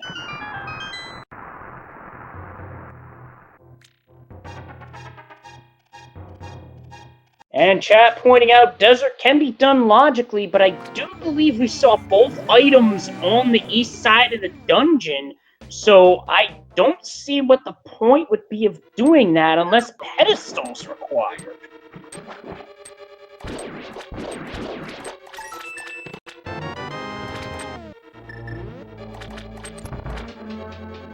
And the magic reserves coming into play for Polar Bear Bunny. That's it for Cold Start Phase 1. Now for Phase 2. That's 1. That's 2. That's 3. No, not quite. Now that's 3. And that's Charge Beam on Cold Stare! Good lord, game, that's nasty! Oh, that's just terrible. Hi, I'm back. Oh, that's something to come back to. Yeah, I've had Fire Rod on Cold Stare before, so yeah, Cold Stare can be one that holds some rude items, as Ataka just picked up his bow. And is not going to make the play to Shack Tool. Wait, then again, doesn't have to. Like I said, Polar Bear Bunny's trying to figure out where she wants to go from here.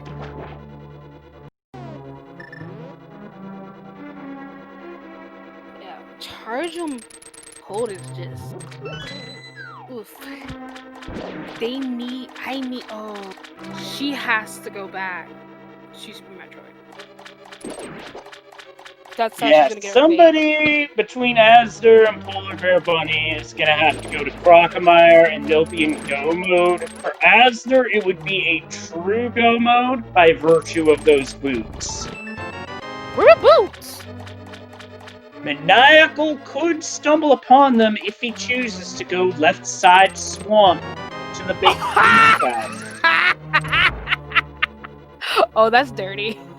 Yeah, it is. Oh, that's dirty. Yeah, Ice Beam's on Lumberjack, it's not on Ped. So yeah, it's behind Aga, but now that we know where Charge Beam is, that really doesn't become a necessity. Oh, that's a Dirty Boots location. That's a Dirty Boots location. Boots in And I charge, thought we were that just like, Master Sword location was dirty. Boots, hold my beer. no, Charge Beam is just like, you say something? Just look at it, just like, here, Boots says, hold my beer. Charge Beam is like, you say something? Oh, man. Yeah, Charge Beam's like, if you're gonna be holding beers, how about you hold mine instead? It's like, no. Hold my... It's like, watch my keg. Just watch my keg. Anywho, I be right back. Ooh, that was funny. That's funny. I need... Oh. So, Azur's probably going to do... Thieves Town here. Get his big key. Go kill Blonde. Get his... Because he knows... We're not? Azur, where you going?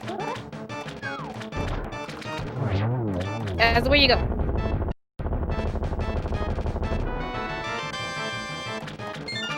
Bonka. Okay.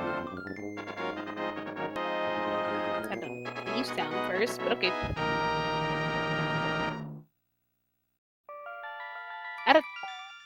Personally, I'd have done Thieves Town, then come over here to Bonka and Graveyard. Kind of combine this all together, you know? You know you have to do Thieves Town. Kingston. Yeah, I'd have done my progress. I'd done my medallion. My crystal. No, medallion. Okay. 50 bucks in Kingston. Is he? Oh, I guess so. That makes sense.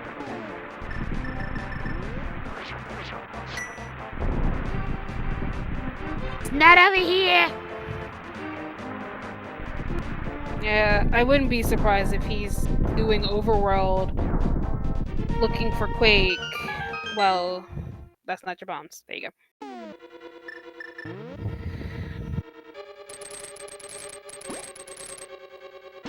While she's while she's pushing dungeons, she has also whoever is tracking Polar Bear Bunny, she has cleared Ice Palace.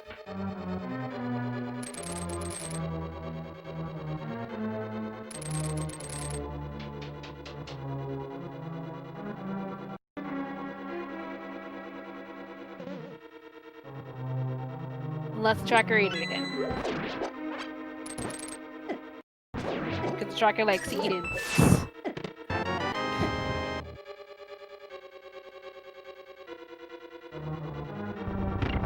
Yeah, so the teammates are talking to each other. We cannot hear them. But on one side of the team streams, they do have their audio online. So if you were to be in their stream, you have commentary. And we found Plasma Beam. It is in the second Freezor room.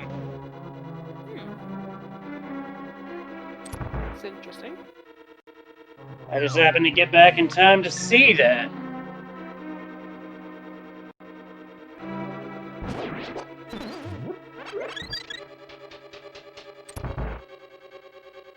Oh, there goes Azur again.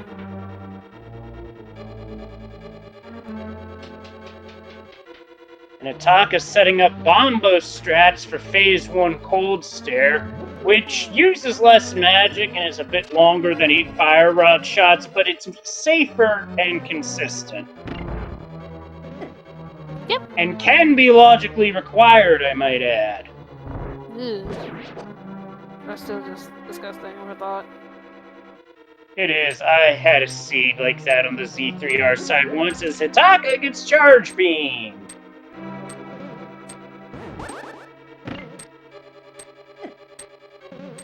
That'll be nicer for that. So Ataka's just missing his hook shot.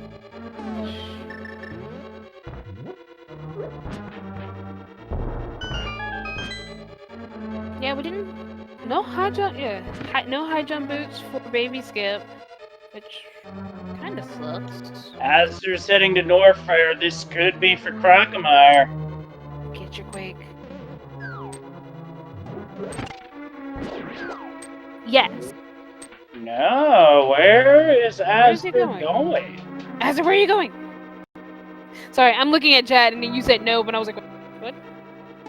But yes, my yes is to you. Asder changed his mind after thinking about it, going up the elevator.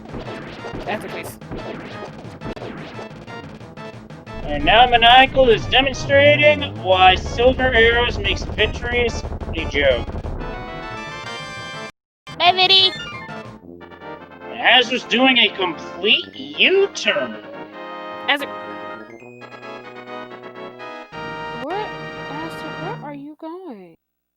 I believe, based off this, I'd say he never went to Ice Rod Cave. Oh, he's going to Ice Rock Cave. Yeah, didn't go to Ice Rock Cave.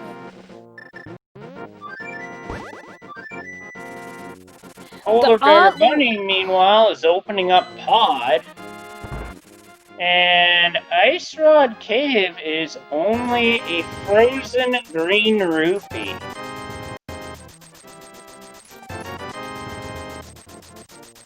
Oh yeah, I agree. This Quake location's gonna come back and bite him hard. I mean, it already kind of is.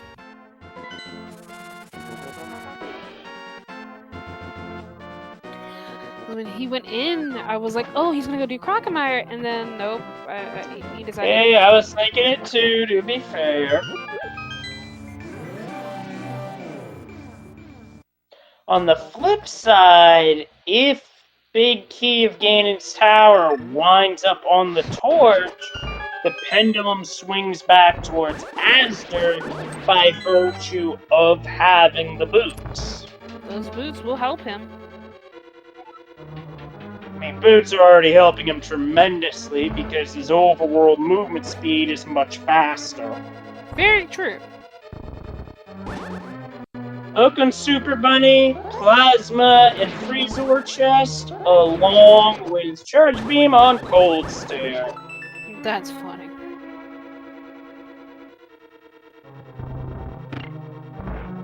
Charge Wave Plasma, while it is not the optimal beam combo, it is still a powerful combo in its own. Yep.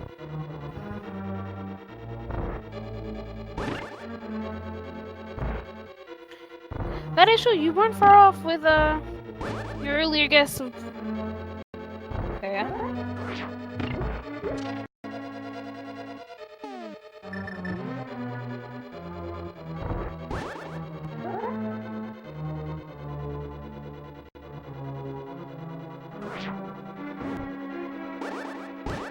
Knuckle trying for Icebreaker. Polar Bear Bunny using silvers here.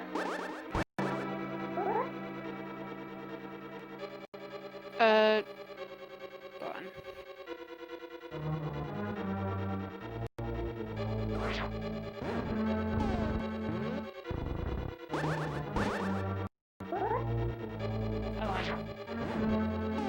And that's another crystal for Polar Bear Bunny.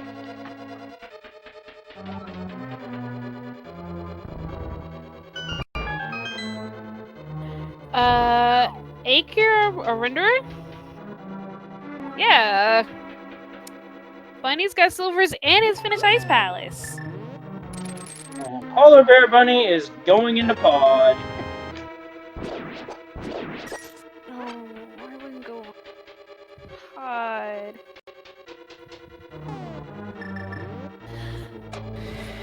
Asder, I assume, didn't pick him up. Heck, he didn't pick up Tempered Sword when he was in Skull Woods. You got tempered. Oh wait, never mind. I missaw. Never mind. Alright, Maybe the track is Tempered wrong. Sword was picked up while I was away. Our trackers are sleeping on us. Nah, I think the tracker's bugging on him. That too. Tracker likes to eat. Likes to eat inputs a lot. I need them to go Kinda back like to Super Mario Brothers 35, admittedly. There are times where inputs get eaten there, but hey, it happens. You're fine, Render. I'm making jokes. We're just having fun here. If I don't make jokes, who will?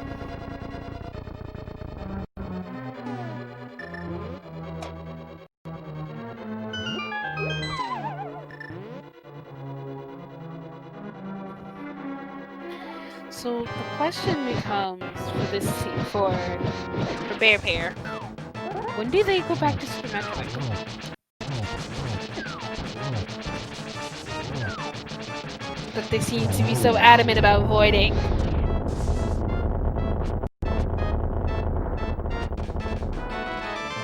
And that's Charge Beam for Maniacal.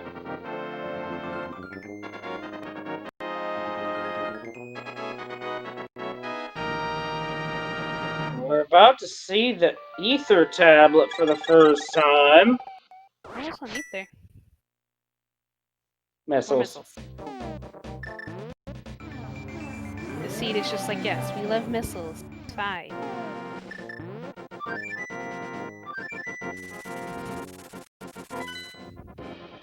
It appears as though Azure is going to head for Ice Palace, which he does have to do, but first, South Shore, because he went straight to Super Metroid and skipped South Shore. I want them to just. Yeah, that is a good thing. They will not be going independent TR without Quake, because it is required for both dungeons. But they would go back into Super Metroid to get Quake.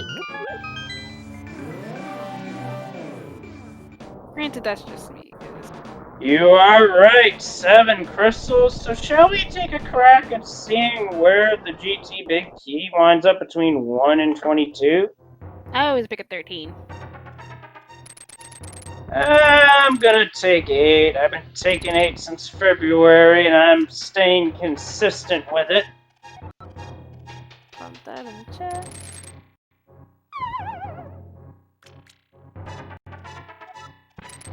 Now keep in mind, folks, if it's Torch, then boots have to be found, but Hitaka is in Swamp, so if Hitaka goes left side Swamp, If. that would be a huge bailout in that scenario, while Asder is making the move to Cracklemire area. Finally? Yeah, there's no way we're getting debated on this one. Absolutely not. Wait, Hitaka's going straight to the back, not even checking the left. I don't We're blame about to him. find out if this backfires horrendously on them or if this is a gamble paid off. Honestly, think it's gonna be not a gamble that pays off.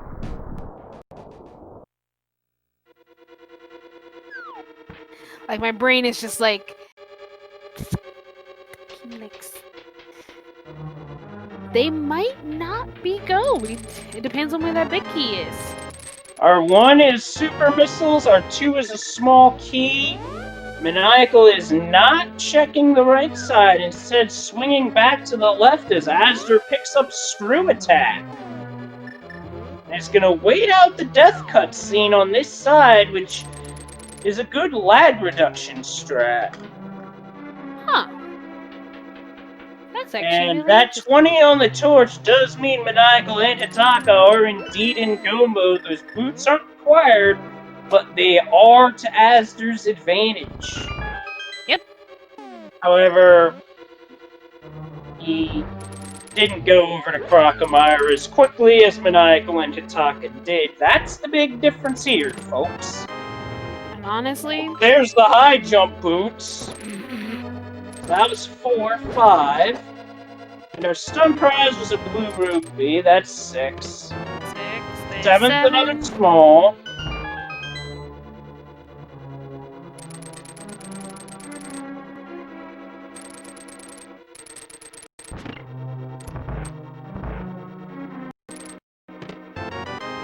H3 bombs. And did Aster get Quake? Did I take a quick? Chat?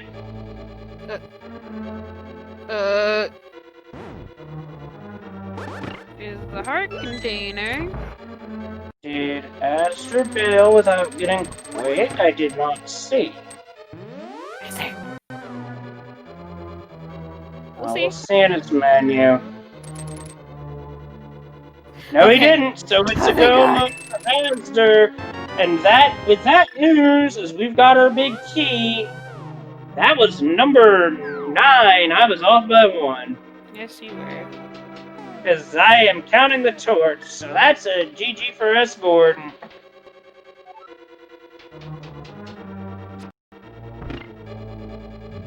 GG! You win internet points!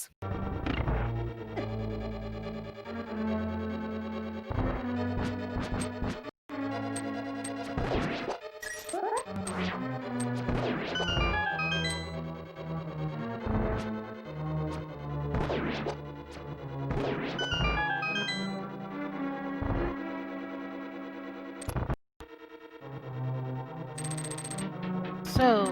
Oh yeah, something cool you can do with charged plasma.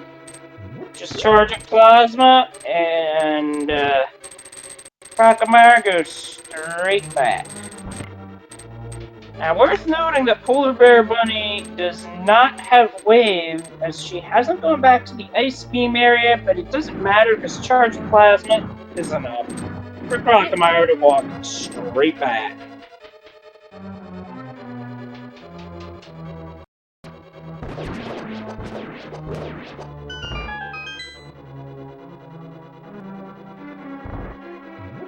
Croc is vibing.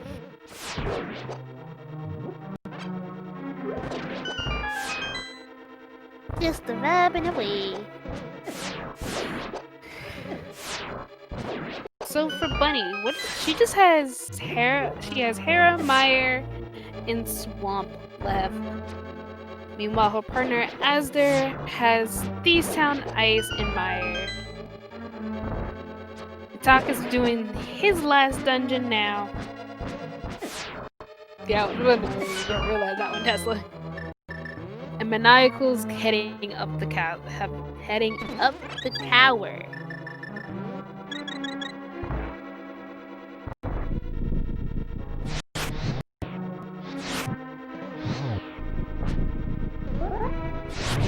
Oh, I've had a few silly typos, but I'll save those stories for another time. Yeah, I saw the type and I was just like, do I say something? Nah, someone's just going, oops.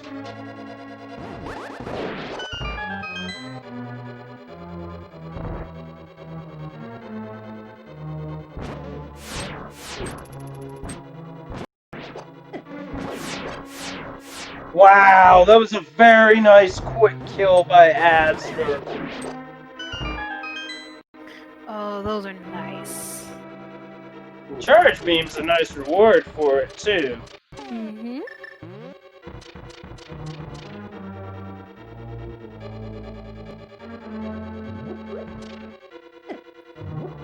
Now, Polar Bear Bunny's going to head for Meyer first, and to her advantage, it's a quick big key if you check the bridge.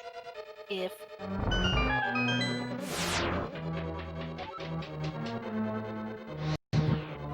And I go quickly up the stairs, no soft lock by despawning the top of the tower. That is something that can happen. As we find Bloomerang Hey, and a heart container. That's actually really nice to find both of those.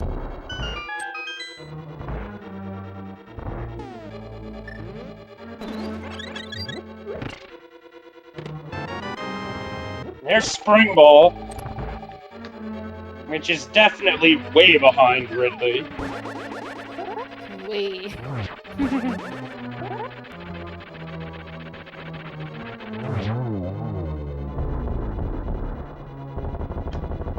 That is very true, Tesla Coil. And some of those quotes are very entertaining. And the last sword has been accounted for at Moldorm 2 chest. I wonder where that was. We might? Maybe? And there's Super Bunny. Super Polar Bunny. Polar Bear Bunny!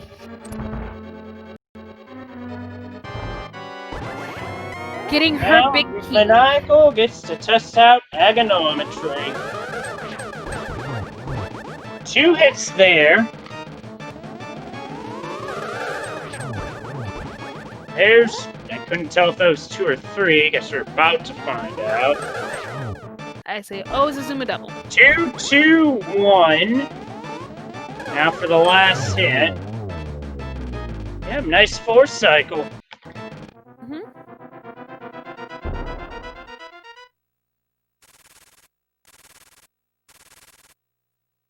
Didn't have to worry about the pennant dungeons at all in this seed. That's a nice thing.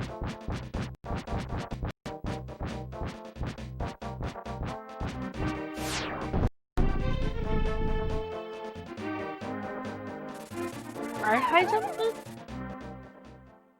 Meanwhile, for Maniacal, here's Ganon.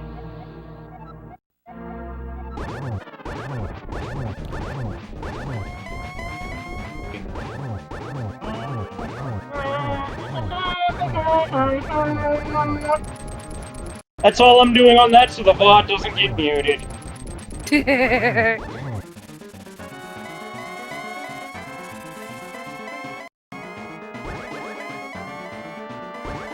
Let's just say every so often I like calling games out on false statements like that. Wow, look at all these teleports.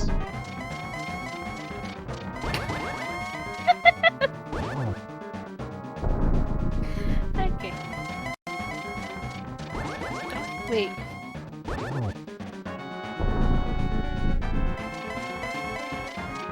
And Astor just gets around her lame pizza joke. Oh, as to get the pizza joke too? Yeah, everybody gets the same joke with these season generation. The RNG for things such as Aghanim Blue Balls is different, however.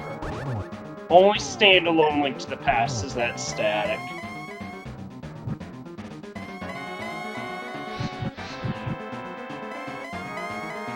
No torch glitch for Maniacal, but that's not gonna matter, because down goes Ganon, we got bacon! There's one! That's one, now for the other one!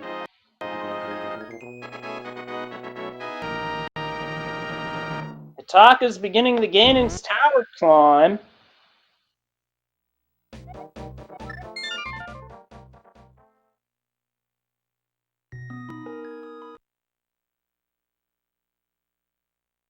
This honestly was such a. This could have been like a good jetty seed. This was a good jetty seed, and if played right, it could have been a potential new world, quote-unquote, world record for fastest random, or for compromiser. I was like, fastest come to mind.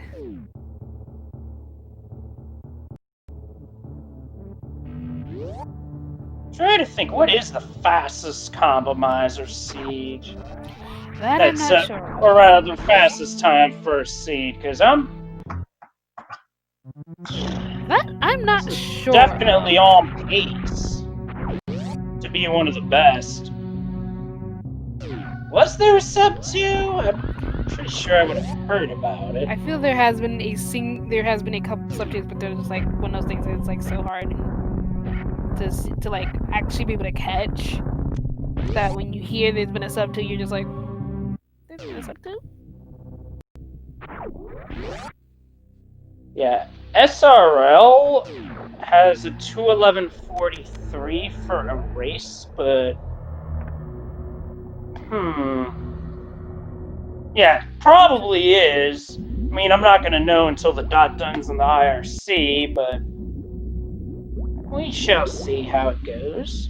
Shall see. This polar bear bunny is making the run. According to this, she hasn't done hair yet unless the tower opens up, which it does not, so she's got to do hair. So the strategy here is different than your typical Turian because now you're grouping all the Metroids together and taking them out with 3 power bombs. Simple as that sounds, well, let's just say those Metroids, when they're all latched onto you, can drain your health really fast. Metroids will absolutely be like, nope.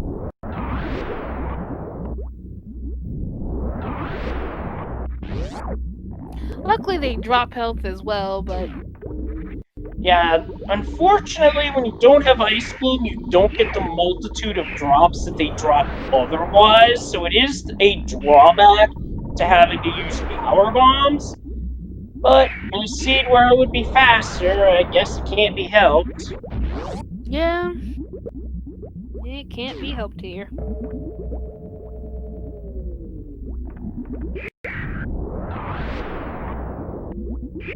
Do like the use of Spring Ball for dodging the Metroids in these close quarters. Yeah, it's really good to be dodging at that. Polar Bear Bunny said is doing a coffee break, as if without his silvers, taking the time to slice the eyeball. And oh boy. Now, Maniacal doing some intentional damage, and you can go about this a few different ways, but at low health, this seems to be a good way to do it. When your health's higher, turning suits off is also a good idea. Wait, are we seeing it? Are we seeing it? Are we seeing it? Maybe? Just has a few more shots to go, a few more jumps. Jumps up and he nails it! Big skip for Maniacal! Holy smokes! That's really good there. Yeah.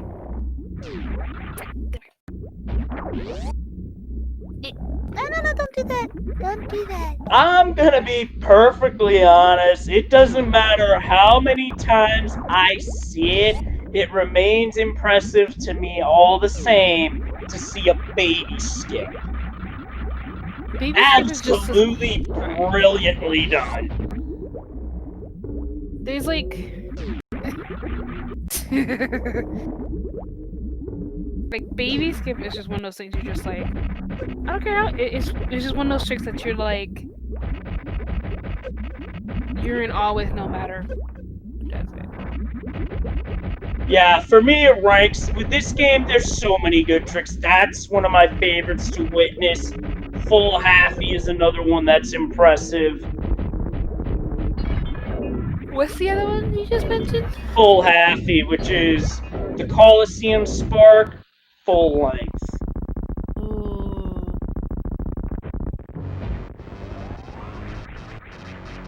Random what now? First, Maniacal's gonna drain all his ammo up into Mother Brain.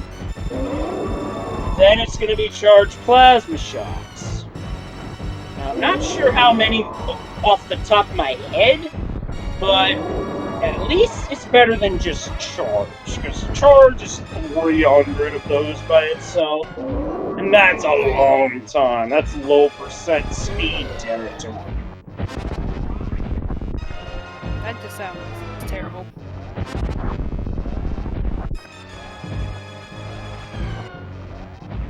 That sounds like something you just don't want to deal with. Definitely just like... I honestly think if it's just if you are at that point.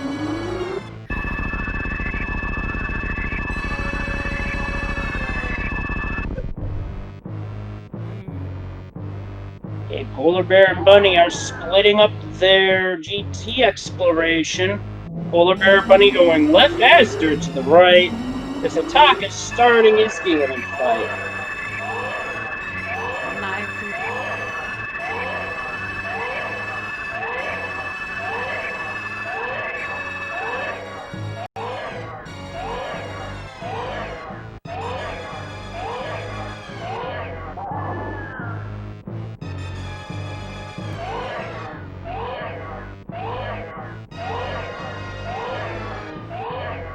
Polar Bear Bunny opting to use the Ether Medallion to clear out the Stalfos, which is a nice strat, especially if that room gets away. Is Ether? Actually, Azur's going full right. And Hitaka is focusing on getting the torch glitch, doesn't get it, and instead has to get out of the way, because here comes Ganon right to the spot.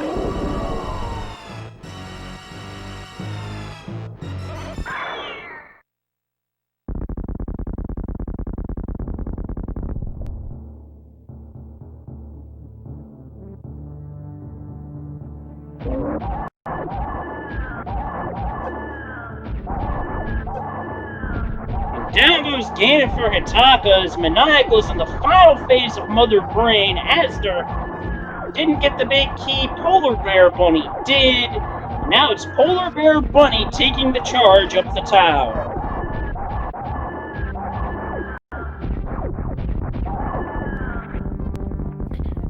As we see, Hitaka's finished off his Ganon fight.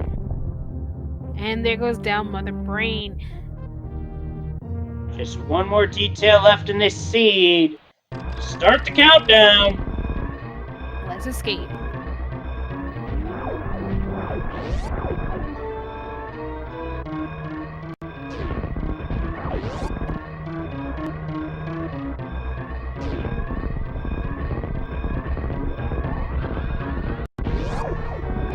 Yeah, well, okay, now that's a swag strat from Maniacal. Don't see that one every day from most. Do you ever?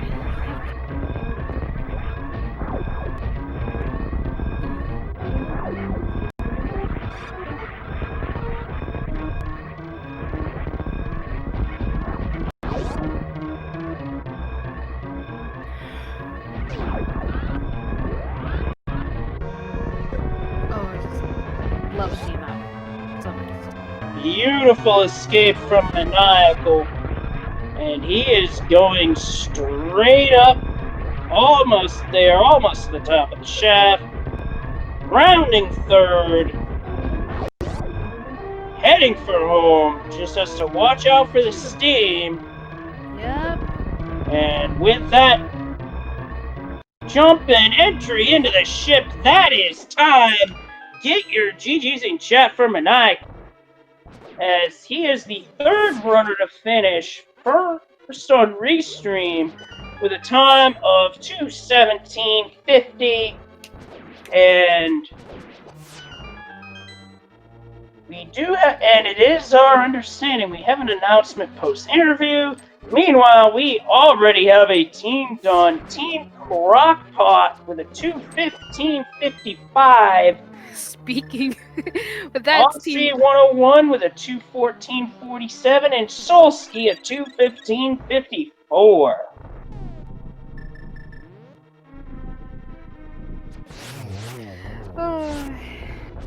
So our next team to finish should be Hitaka and Maniacal. Which is... I need their name again because... Team Omslaw.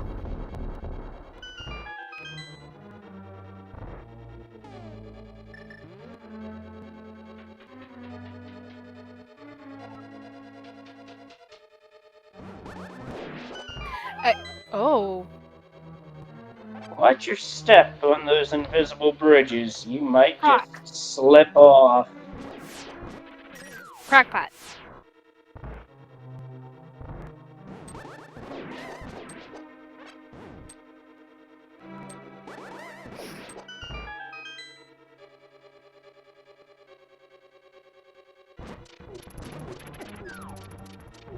There's the baby for Hitaka. So let's see if we can get a double baby skip. Can we get a double baby skip? Can we get both and get a baby skip? Probably not. But...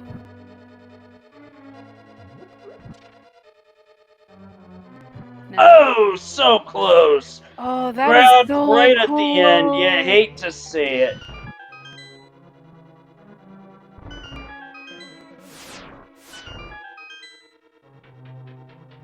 That would have been actually really If he got the Hitaka came so close to pulling it off too. That would have been amazing.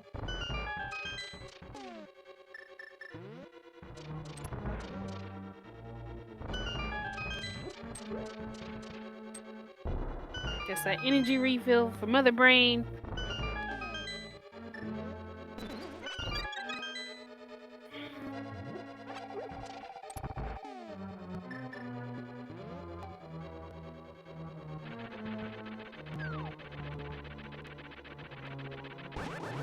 Down goes Land Milk for Aster as Polar Bear Bunny is dealing with Moldorm.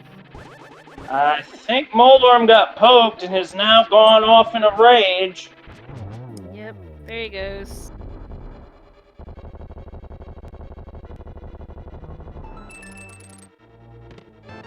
Picks up her butter. That's her butter sword. Butter. Butter, butter, butter.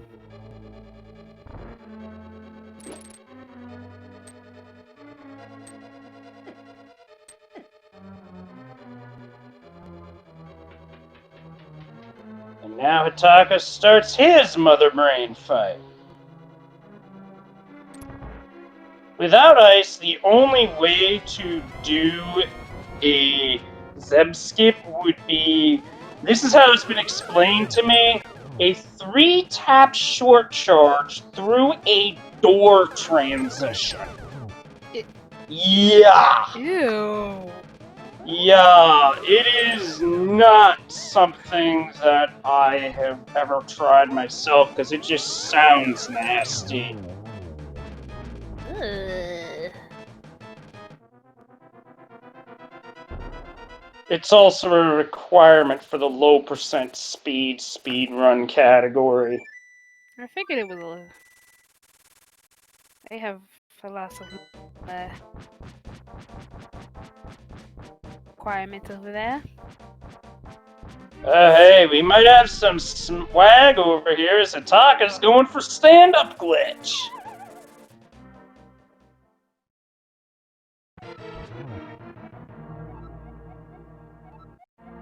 Polar Bear Bunny is going into her Ganon fight as Azure heads into his Aga 2 fight.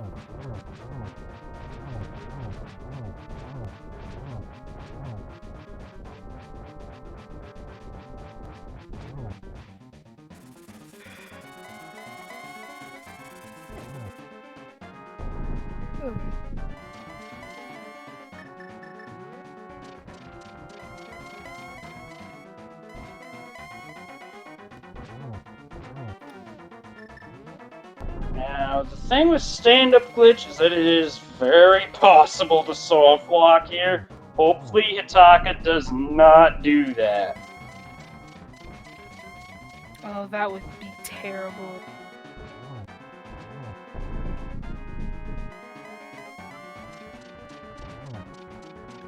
Now, after this, there is an announcement after the interview, so stay tuned for that. Yes, the Super Metroid 100% training race is going on right now on SG3.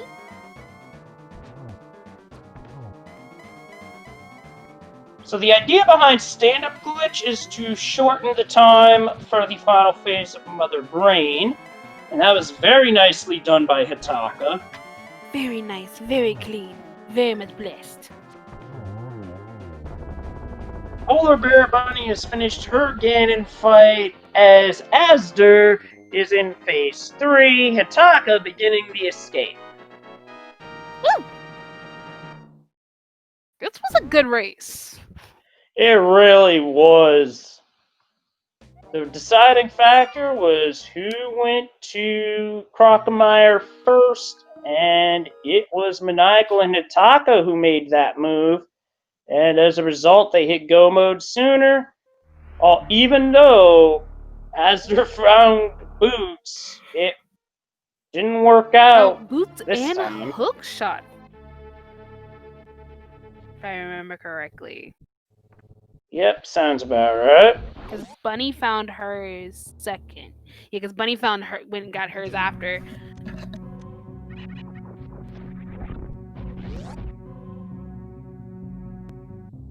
Also, And thankfully, the fun Bender.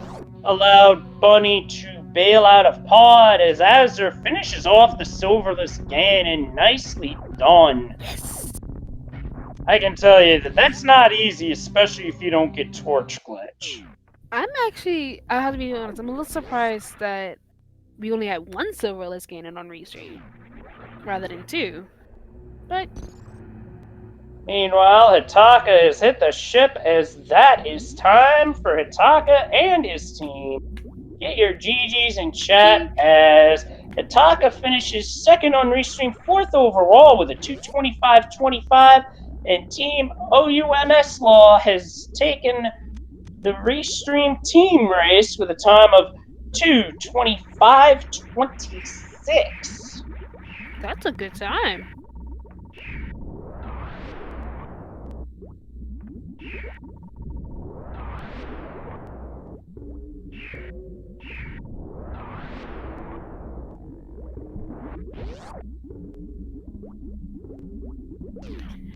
GG though.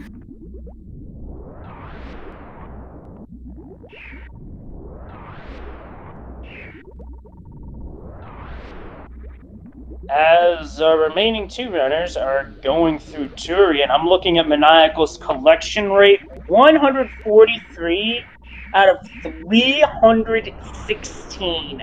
That is just insane. Hang on, let me see what I can do about that.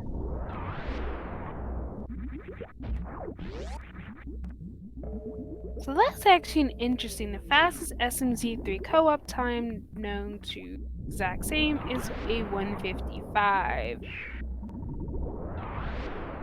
I'm guessing that's after average? Or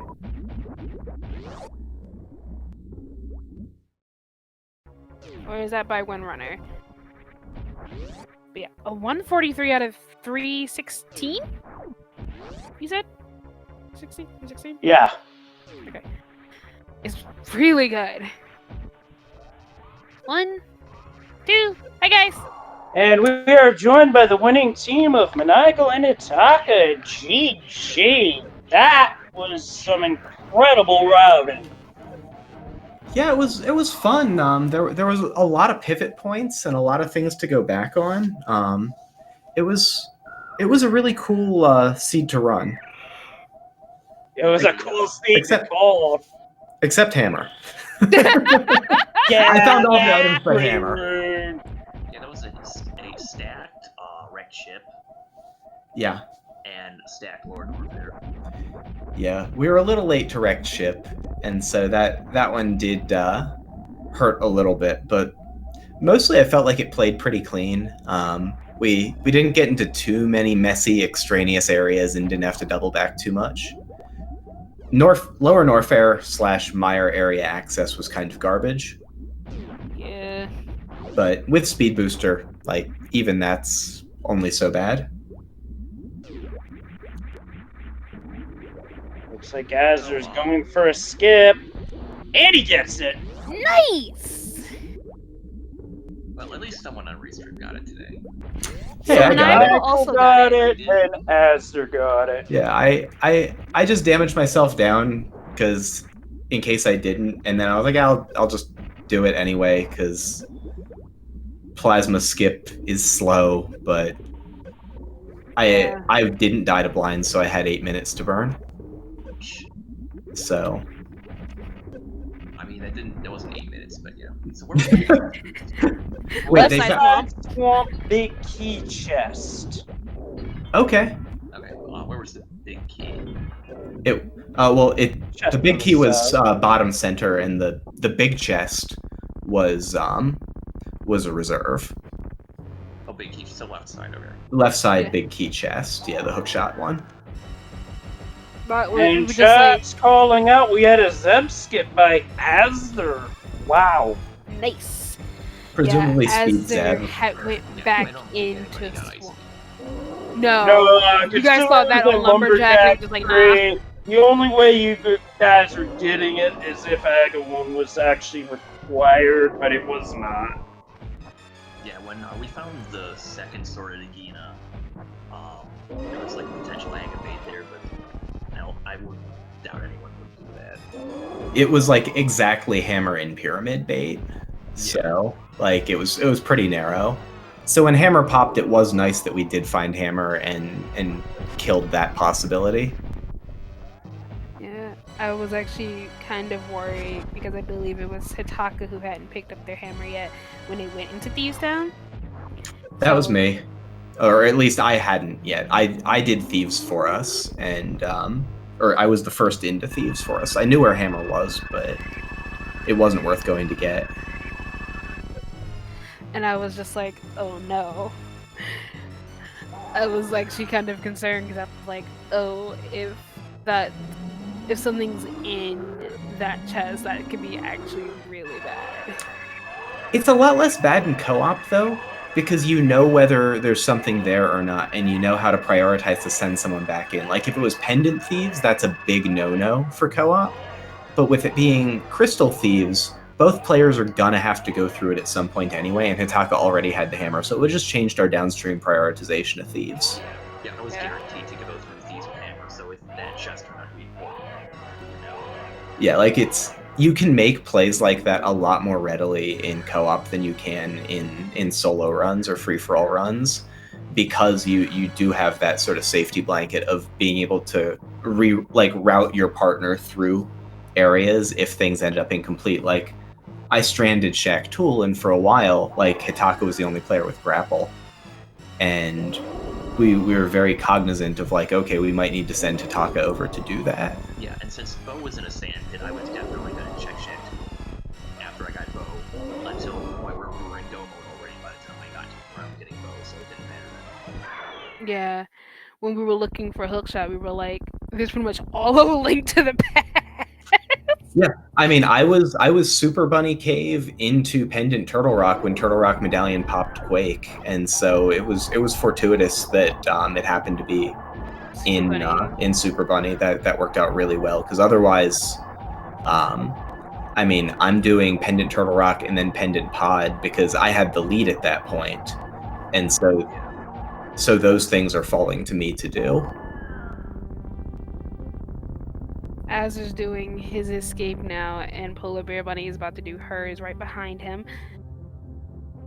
So they should be finishing, I believe, within seconds of each other. Gonna be about, I 5? want to say about 25, 30 seconds? Question mark?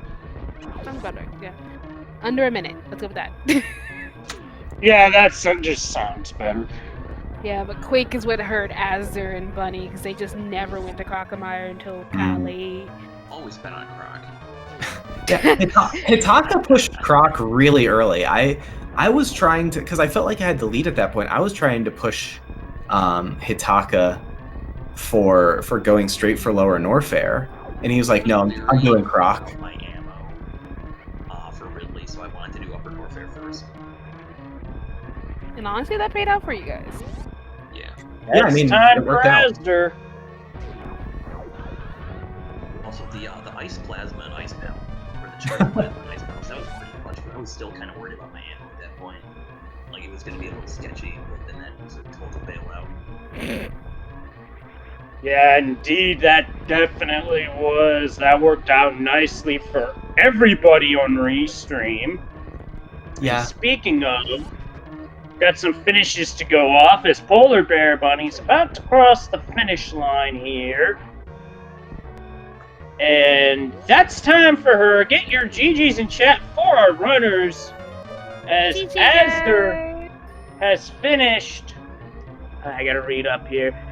Ace0187 finished in 5th with a 232.36. Asder the 233.31, and Polar Bear Bunny with a 234.05. Team Bear Pair has wrapped with a time of 234.06. As Team Cross finished with a 234.31. GG. Yeah, GG's for sure. Also I felt kind of bad about the way this one broke, but I don't know how we could have patched it differently. Like, we ended up pretty far staggered, The blind death exacerbated things a little bit, and we did kind of reprioritize the routing, but every time I went to do a bad thing, I just found stuff there, and Hitaka kept ending up on these dry areas. So Yeah. it just ended up he had a lot longer of a path length through the seed. So And we are joined by Polar Bear Bunny and Asder. GG to the two of you. Bit unfortunate with Crocomire, but that was a very solid run. it was such a good run. I'll take your word for it. GG's. GG's, guys. It was fun. Yeah, this seed was honestly really quick for the most part. Like that Crocomires where you just gotta. I felt like I wasted a lot of time early game. Like Wreck Ship was good, but in co-op it kind of sucks when you find all of your good items at the endpoints of really long areas.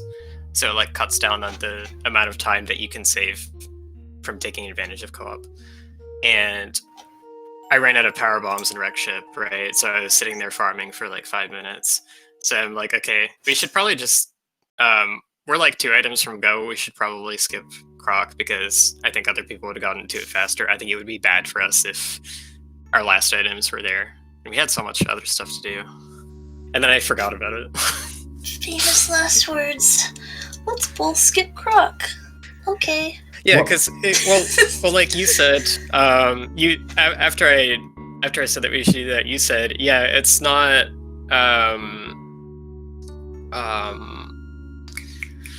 it's not hard to get back to because we have speed. Yeah. But then I was thinking, well, it's not hard to get back to, but it's hard to decide to go back. Yeah, that is the damnation of it. It's just like, yeah, but it's my decision that cost us like 10 minutes as usual. Yeah, this one Hitaka kind of rushed Croc. I was trying to send him to Lower North. He's like, no, I'm doing Croc. He didn't like his ammo. I had like only like really sketchy ammo for Ridley, so I wanted to do Upper Norfair first.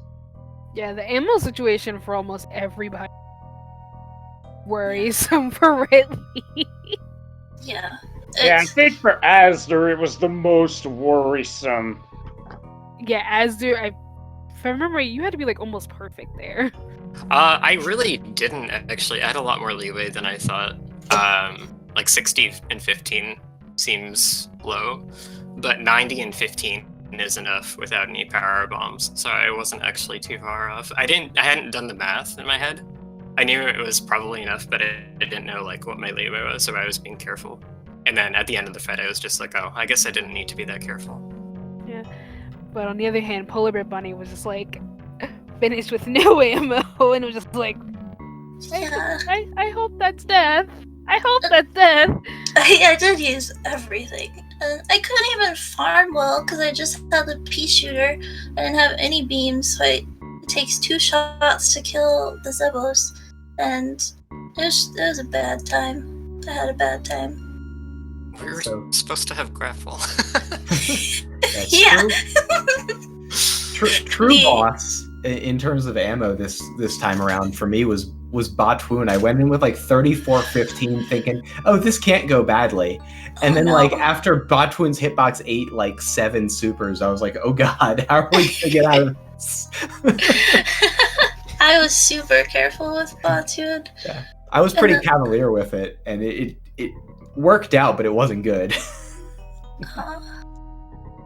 I was really happy with my Dragon fight too. It went really well, considering the low ammo. I had speed, but it's kind of hard for me to speed booster without high jump and not a lot of health. Yeah, so I was really happy with that.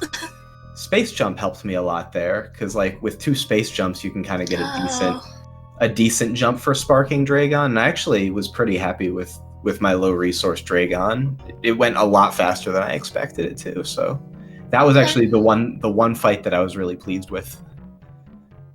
I didn't have space jump yet.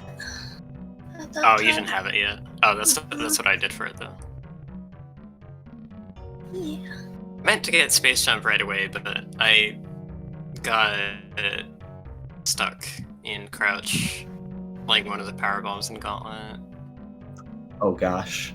I did it like right away because she had scouted Brinstar at first, and I was just like, hey, I can do the thing where you like spark into Gauntlet with 5 PBs. I had That's what I exactly did. enough to do that, and then I died, and I was like, well, Yeah, I was when I first went to SM, I was setting up to do that. And then I asked, is one tank enough to do that? And Maniacal said, not really. You kind of like, you air bonk like halfway through, and it's really sketchy, so then I just bailed on it. And went down Red Tower. Yeah, I got there with like 3 tanks and 5 peebs, which is super, super cozy, so then it fell to me to do that in Bryn Loop early. After I finished some of the Link to the Past stuff. Yeah, this seed didn't have you in a Link to the Past with very a lot of it. It was just like Oh. Super Metroid. Here's all your items for the most part, except I believe your hook shot, your boots, your mitts. Yeah, I think you're right. yeah, the beam. Access through SM anyway. Yeah, oh, Yeah. that was super annoying because I was prepared to risk Lord Orphan on low ammo just because, just like, well, whatever. I'll deal with it. And I found Mitts and Meyer shit, and I'm just like, okay, well, that's kind of annoying because now we have to go No, I have get to the go. Mitts from there. Yeah, and Yep. you didn't really want to go to Lower Norfair with how low we were on ammo. And I'm like, okay, well, maybe you should still get your mitts, maybe not.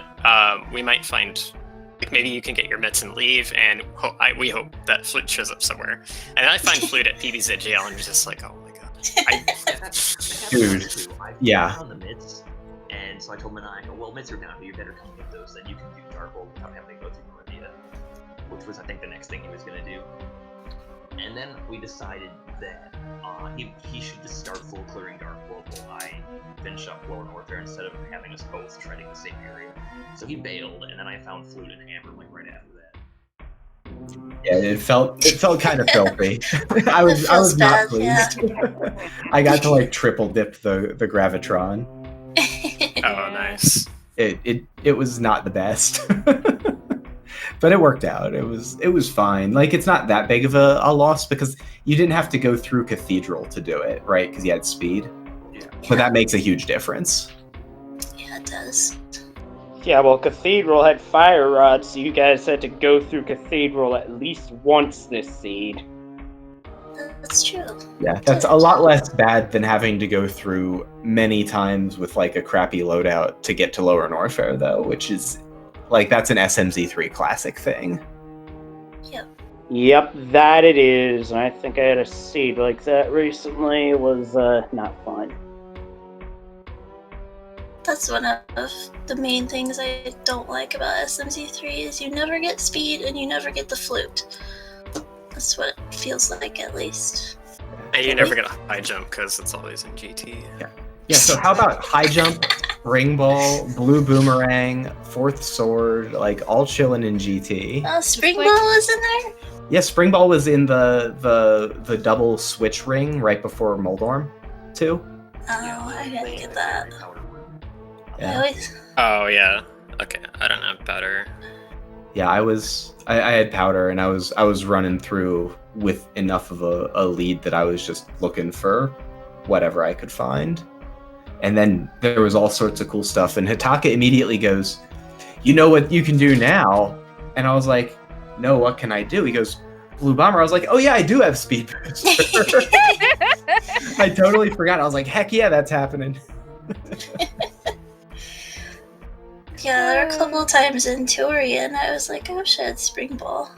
But it was fine. I at least opened Validation Chest and got my gold sword. Yeah, Gold Sword was just like, yep, here you go. Yeah, it's like, Oh, that's that nice. was good for me that you opened it because I wouldn't have opened it myself. I always open that chest. the final gift from the seed.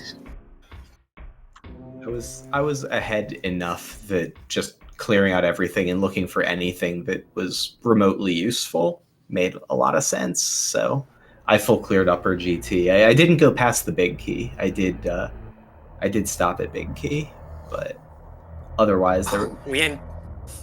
Sorry, go ahead. Sorry.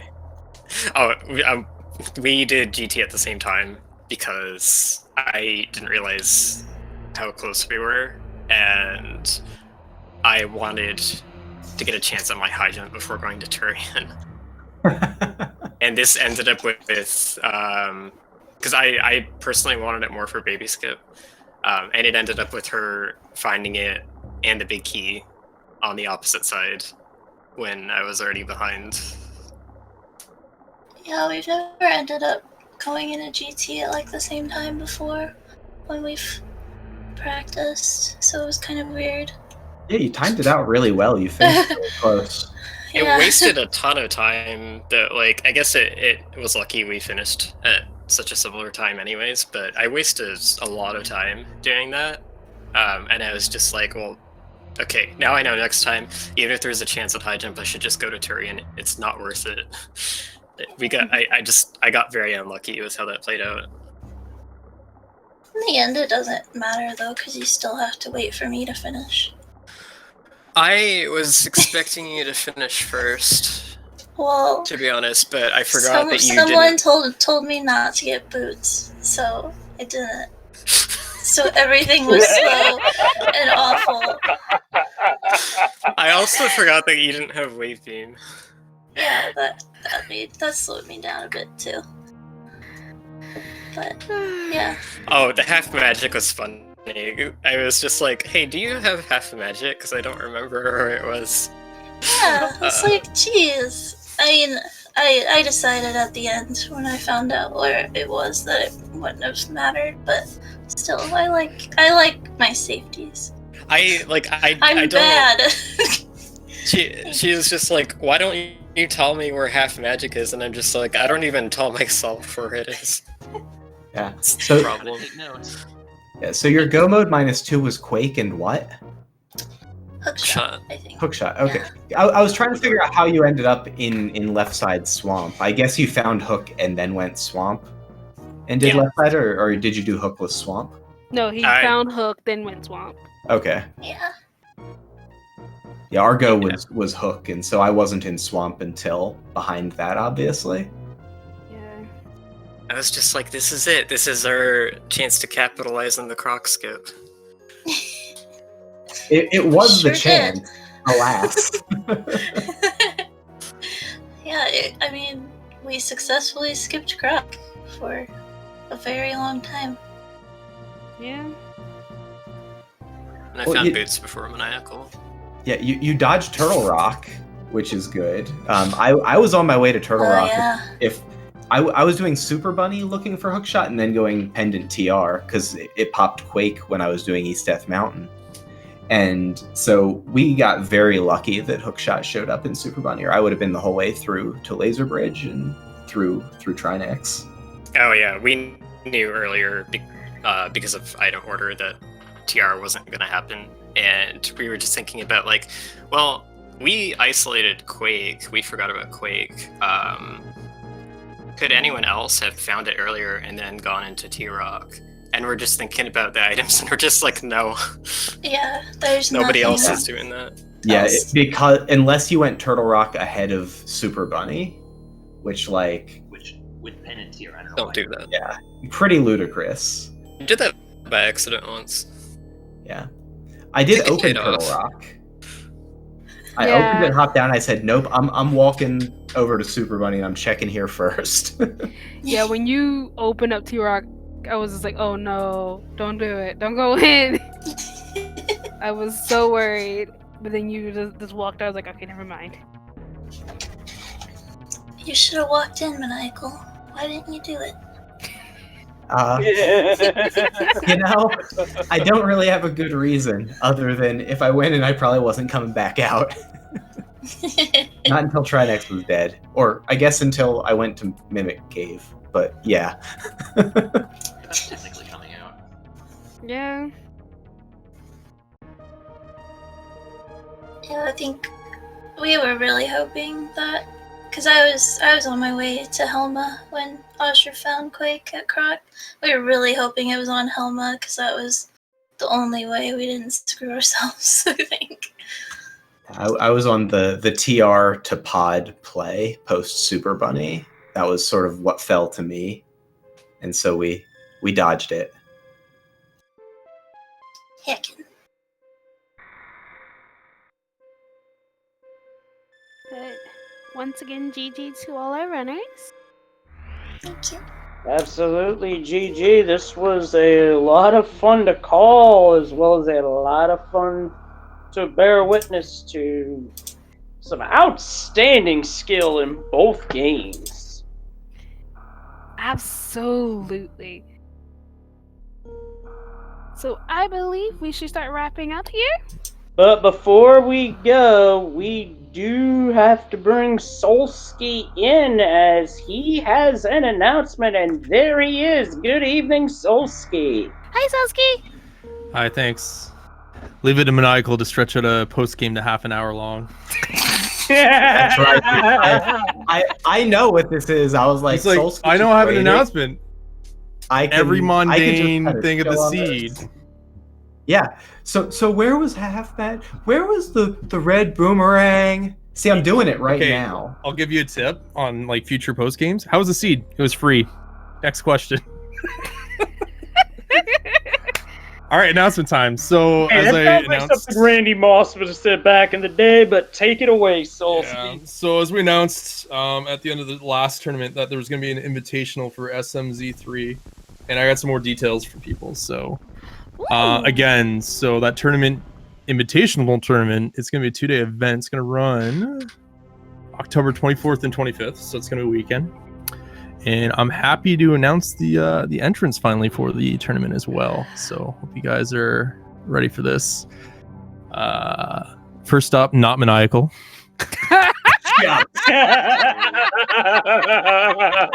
Second off, I got Andy, Ooh. Apathy Duck, Azure, who's in this call as well, Hitaka, who's also in this call. Go figure. Yes, Maniacal's actually in it, unfortunately. We also have Neorific. We have Aussie, and we have one more entrant that, you know what? I have so many good things to say about this person. It goes without introduction, and it's not even myself. I'm going to give you guys Wild Anaconda 69 in this tournament.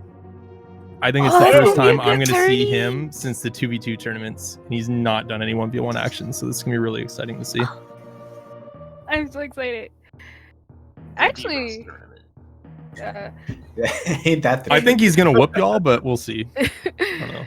and We'll see. as it is after midnight, it is officially my birthday, and this is actually really a good birthday gift to myself. Happy birthday. Yep, happy birthday. happy birthday. Maniacal, your gift sucked. It was like a 30-minute like post game. Actually, no, that worked out perfectly. That was like, we push it long enough. I can get that guy before the announcement. We couldn't have all said happy birthday on screen. If I got didn't go on forever. I got nothing if not words, man. Just words for days. Yeah, I'm super excited for the event. I can't wait to see these guys handle a shotgun tournament setting. It's gonna be a little quicker than a traditional tournament, right? Like I had to make some tough calls with my my initial selections, and all of them were up for it. So it's gonna be a lot of fun to see. I'm really excited. Like I said, So- as you mentioned earlier, we haven't seen Wild Anaconda in a 1v1 setting for SMZ3 at all, have we?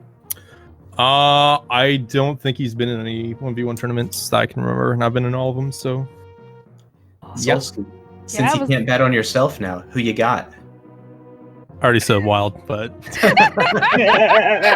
think you already kind of said his bet. it's a cutthroat. It's gonna be a cutthroat tournament though. Like there's you're probably gonna have like a matchups all tournament, honestly, and it's gonna be really high caliber play. It's gonna be 2 days. We got speed gaming for the 2 days, and it's gonna be a lot of fun. So hope you guys enjoyed. Speaking of speed gaming, as you all know, we have an annual live event that we do called Speed Gaming Live. This year, the event's going to be online from November 7th to 15th. There are 3 main tournaments that are being run: the Link to the Past Randomizer Tournament, the Final Fantasy 1 Tournament, and Ocarina of Time Randomizer Tournament. There are qualifiers going on for all 3 tournaments. I believe there are also a number of side tourneys going on as well. There will also be a marathon run during this event as well, and I'm excited to have everyone come out to either support runners for the tournaments or come watch the marathon. You'll hear more of our voices that have been on commentary for the dailies and the qualifiers. You'll hear different voices for the marathon, for all of the seeds that are being run for the tournaments, and it's going to be a great time. I was actually at last year's SG Live in person. If you go back through some of those VODs, you'll see me in a sheep kigu, if I'm ever on commentary. Or you just gotta see me on camera because they like to put the pan the camera over to me a lot because sheep. But yeah, it'll be a good time. Did you have to meet Solsky while you were there? Solsky, were you at the last SGO? I don't think Solsky was at SGO. Yeah, he was. Oh, yeah, my mic was muted. Yeah, I was, for sure. Do you remember a sheep? Yes, I do.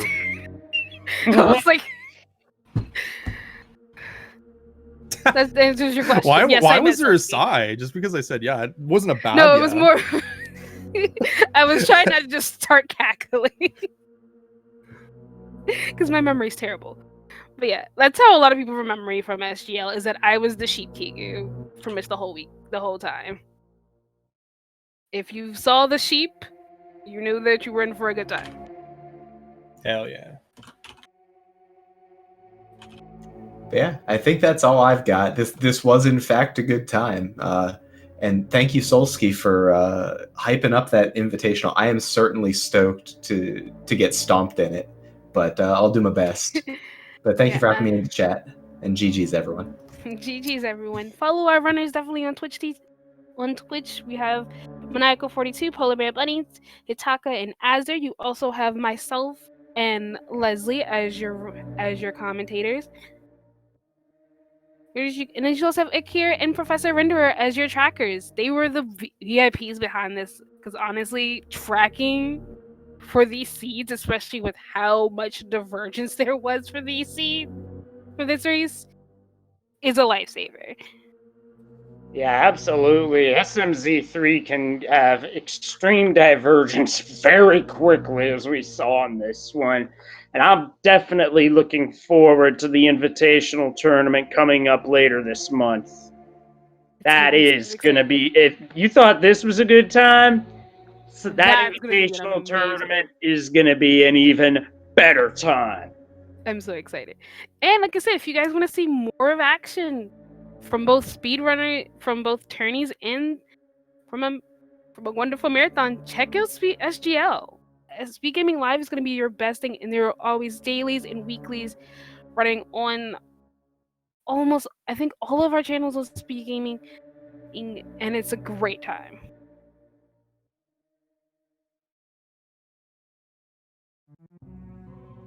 As for the rest of the night on Speed Gaming main is a Hollow Knight Rando Lockout Bingo, while Super Metroid 100% Tournament in progress on Speed Gaming 3.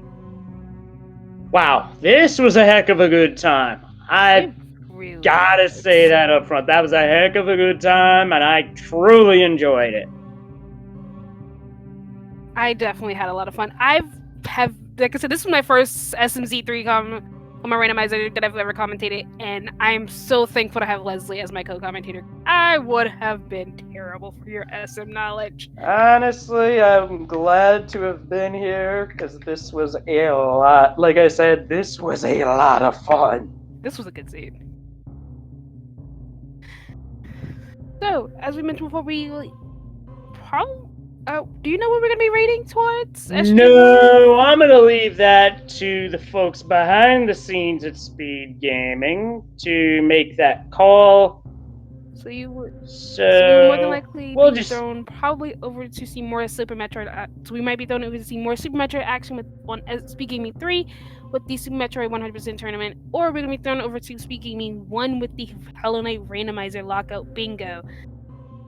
And It's gonna be a good time. Either way where we're going. Oh yeah, absolutely. But with that, I'd say it's about time we call it a night. Have a good night, everyone. So for Sheepy and Maya, our trackers, and everybody behind the scenes at Speed Gaming, I'm Leslie Pro. Have a good night, and we will see you next mission. Bye, guys.